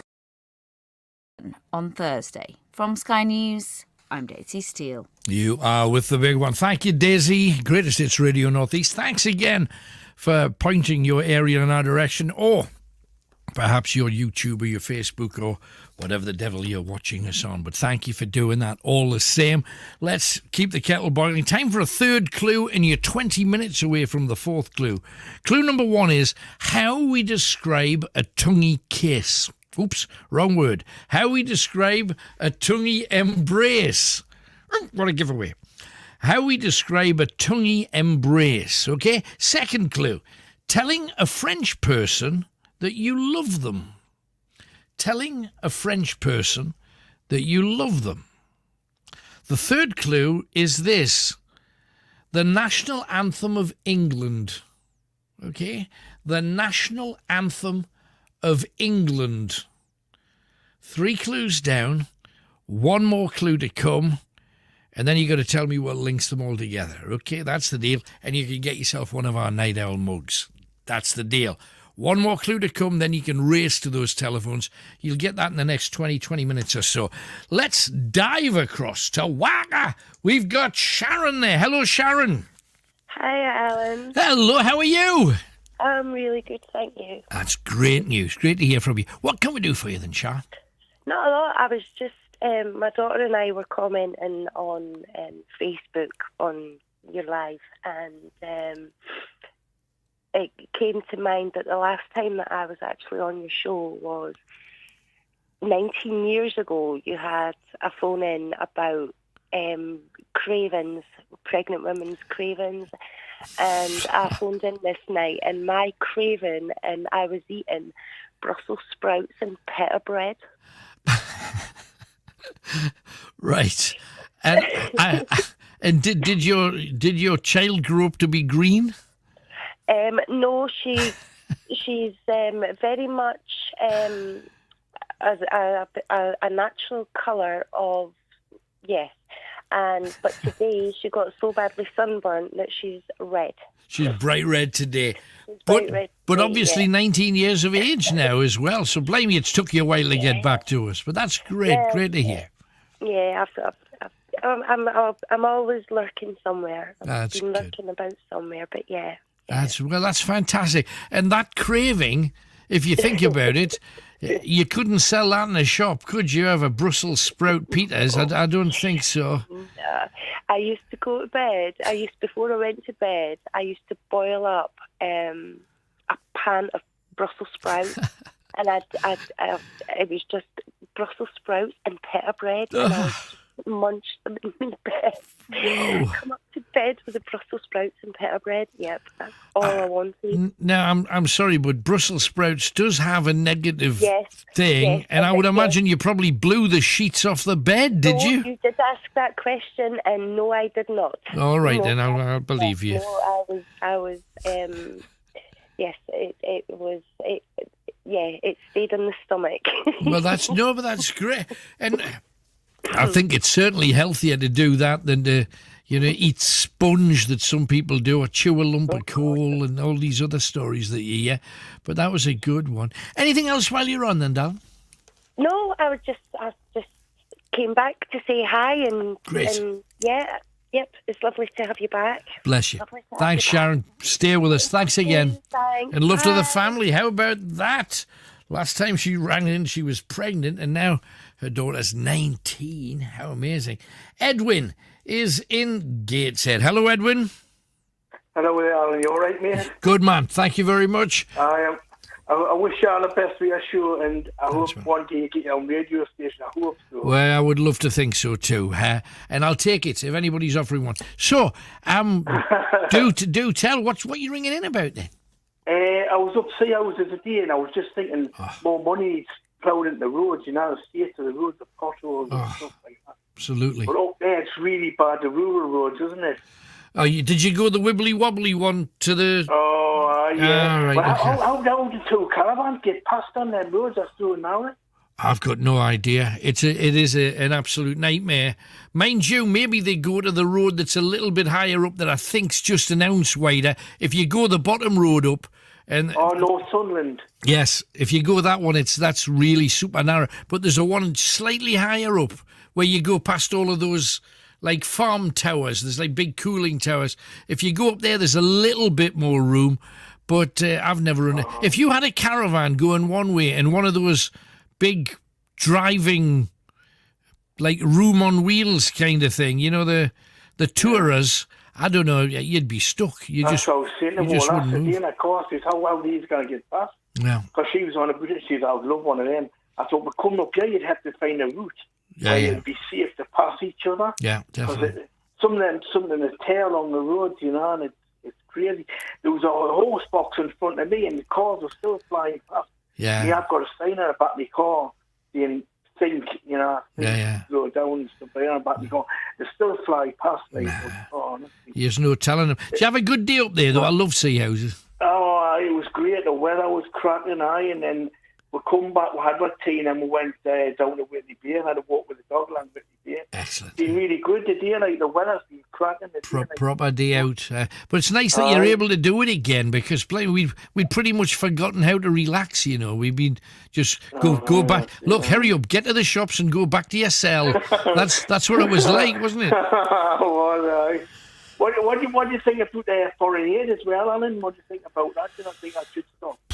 It's like a double-edged sword, because if you look at us as being a world full of people that should look after one another, obviously you want to help people. You obviously want to help people that are poorer than you.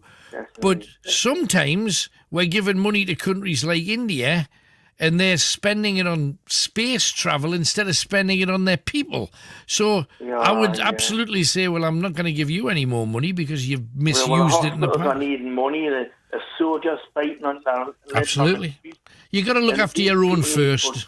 If charity begins at home, doesn't it? That's what they say. If you've got any more, I hear that, but it kind of flies in the face when you see all of the TV ads saying, for the sake of like 50p, this child doesn't need to go blind. And then you think, well, in Britain that doesn't happen. So surely we should help these bairns. It's not their fault they've got it. So it's tricky, and I think Boris has even said it kind of goes against being British, cutting down the foreign aid. But everybody's on the cheeks of the backside at the moment. You got to get us back on our feet before we can help everybody else again. That's right. I definitely agree with that one. One more thing. What was it? I put ambulance drivers being attacked. Blimey. I think that something needs to be done about that. And I hate seeing it. These people do so much good, and why does that happen? There should be a name and shame there, shouldn't it, for them? Well, maybe even worse than that, because I just think an example needs to be set somewhere down the road. So if you attack an ambulance on its way to pick somebody up, or a fire engine on its way to save lives, 5 years in prison, no remand, done. If you did that, you'd cut out 90% of it at a stroke of a pen. Stroke of a pen. They're there to help people. What's the matter with people? Don't they hate when they're doing things like that, don't they? They don't weigh it up properly. It's just, they must be sick to even think about it. It's just, I remember hearing a story from a couple of years ago where somebody rang a fire engine to say a house was on fire, and it wasn't, just to get the fire engine down a little narrow alley so that it couldn't get out, so they could throw stones at it. What's that about? What's that about? Now they need to be locked up, these crackers. Oh, definitely, definitely. But all the best for your show anyway, and I'll let somebody else on. No, bosh. I just hope one day you get your own radio station. I would love that. I really would for you. Well, I tell you, you've worked that hard. I would make a fine programme controller, that is true. But thank you very much for calling, Edward. You would, mate. You would. You're brilliant, mate. Well, bless you. Thanks a lot. And, hey, it's all in the lap of the gods. We do what we can, and we'll do it the best we possibly can, as always. Alan Robson with you, and let's head in the direction of Jackie from Stockton, who I think's got a bit of a creepy concern. Hi, Jackie. Oh, hang on, you all right? I'm good, lass. What you got for us? Well, I was listening last week when you said things that make your heart stop. Oh, right. What was it in your case? Well, mine spiders. Right. But I remember a while ago you saying that you got a spider up your bathroom plug hole. You thought it was a mushroom. I did. Well, it was just it's my job to get the icky out the plug hole. It's one of my few functions, and there was some food down it. Yeah. And you've got a choice. You either pick it up and you put it in the bin, or you do that. I'm gonna squash it and it'll go through the hole eventually. You do one of the two. And I thought, oh, that's a bit big. It might not go down the hole. So I went to pick it up.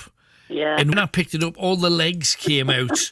I know. You put it in the sink, didn't you? In the bathroom sink. It was in the bowl. Just not funny. No. And then I heard last week about the lady who had the tarantulas as pets, the two tarantulas. Yes, on her head. And she had names for them. It was so lovely, you know. I almost liked them after that, but I don't think I'd still want anyone on me. You might like one until there's the chance for them to put it on your arm.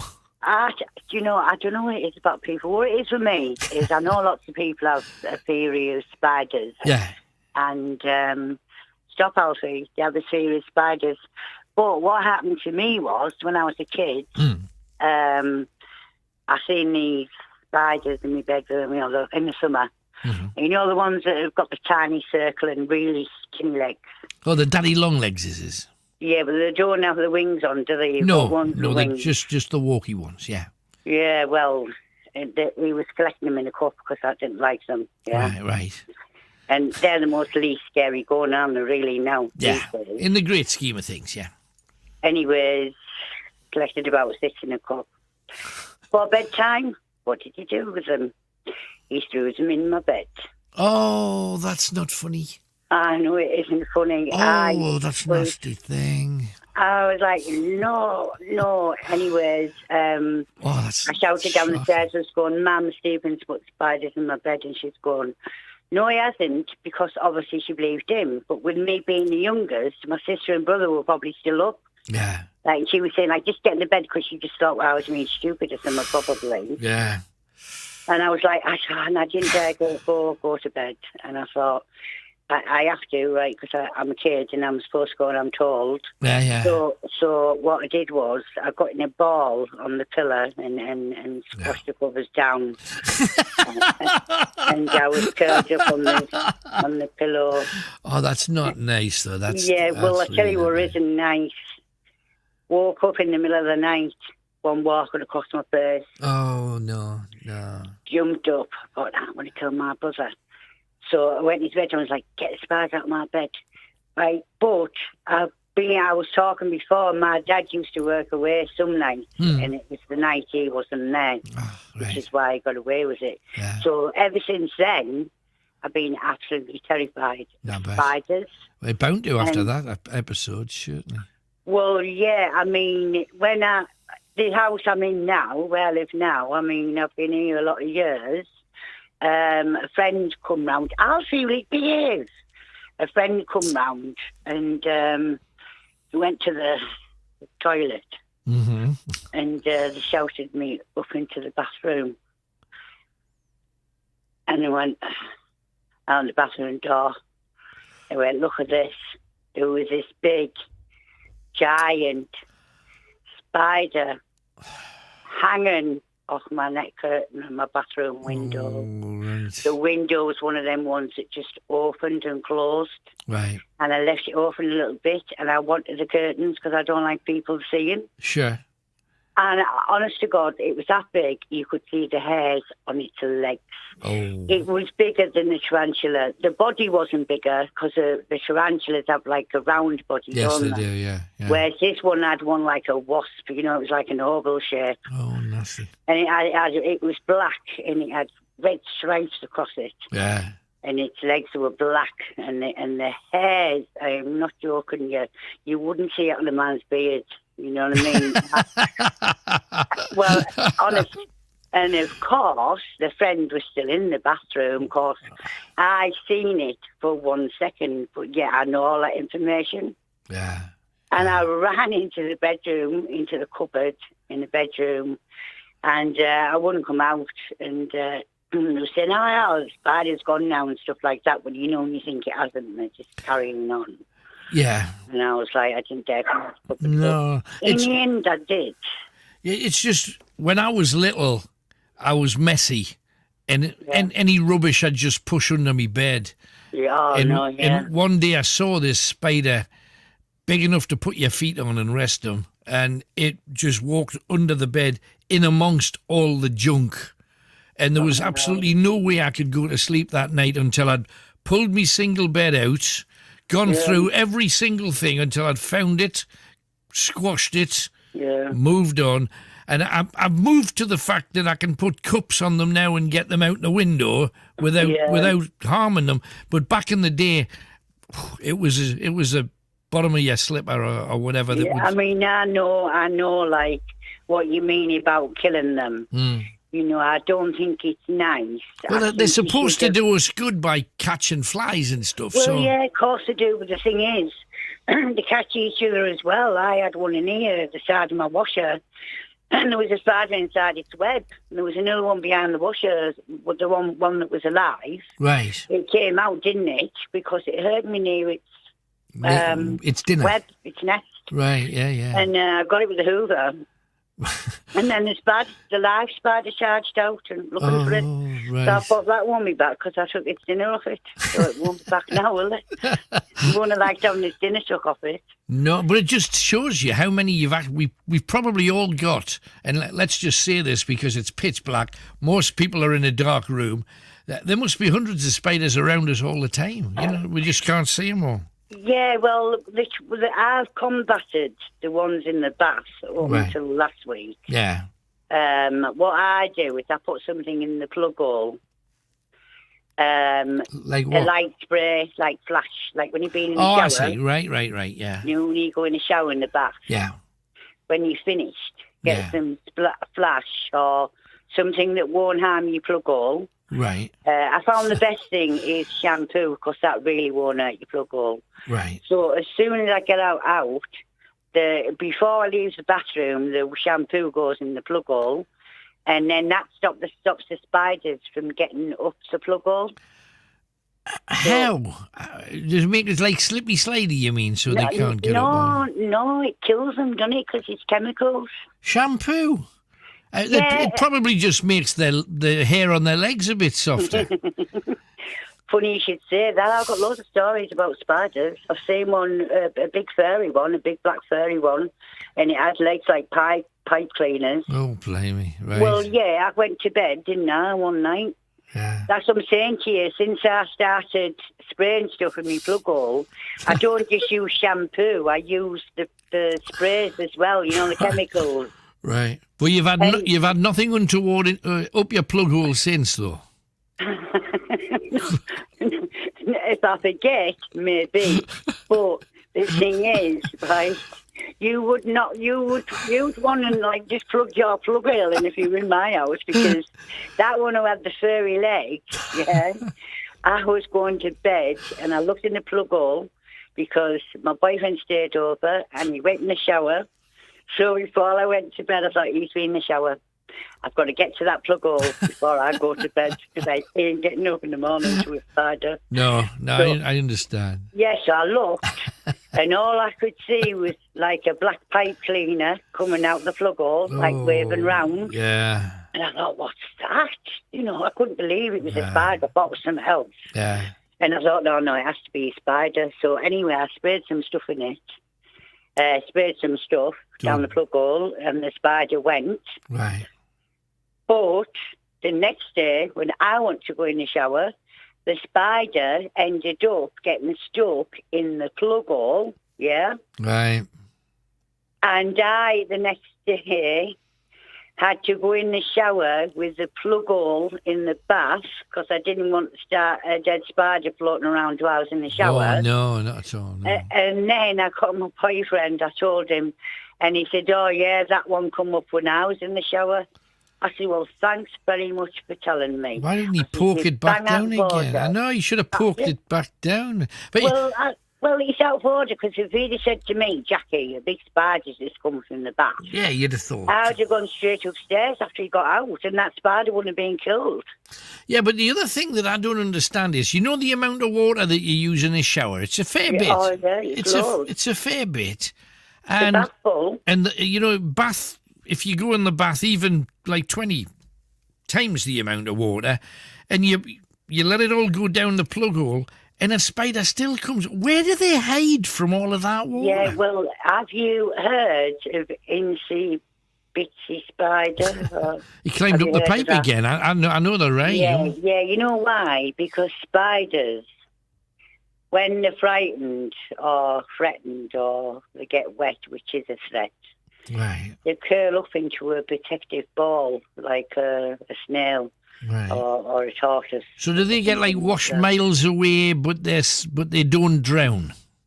Well, it doesn't kill them. If you only use water, it doesn't kill them. It will just wash them down the plug hole. But the thing is, I wasn't going to argue with a big furry spider, was I? No. Do you mean when I'm terrified of them? No, of course and another time, right, I went to bed.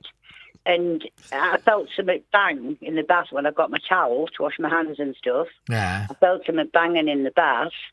Looked behind the curtain. Here's a brown furry spider, right? Like fur what you get on a hamster. You know what I mean? And it looked like its legs were cream. Right. And it looked like it was on stilts. And it was that big, I could hear it clandering down the bath. Oh, blimey. Luckily, my boyfriend was here and in bed, so I got him up. And the next day when I was asleep, I said, so what? You know I'm terrified of spiders. And another time, coming up the stairs, I have my Hoover on the landing, because if I do see them and I can get them with a Hoover, Suck I them will. up, yeah. Because the thing is, when I see one, it's like a confrontation. Yeah. It's like I'll see the spider and then I'll stop and the spider will stop. Yeah. And my heart stops. It's like high noon. I absolutely understand. And you're like, will I move? You know, can I get something to get it before it runs off? You know what I mean? And you're kind of singing around the floor. But the thing is, the reason why they stop is because when you move, you vibrate the floor, and the spider feels it, and it stops. Right. And that's why they stop, and that's how you can get them into a glass. But obviously, I'm really terrified of them, and I can't actually do that. So if I didn't have that friend, you know what I mean, or boyfriend or whatever, I would have had just the biggest nightmares of my life, you know, really. Well, I made a mistake 2 days ago. It's not a mistake leaving your window open because you get a bit of fresh air, especially when the weather's nice and stuff. So windows open, spider on the wall. Not the biggest spider in the world, but one of the ones with the big body and the little legs. You know those kinds? Yeah, I know what you mean. And it was a fast-moving across-the-wall kind of thing. So I thought, well, it's only little. I'll get it with a tissue and put it out the window.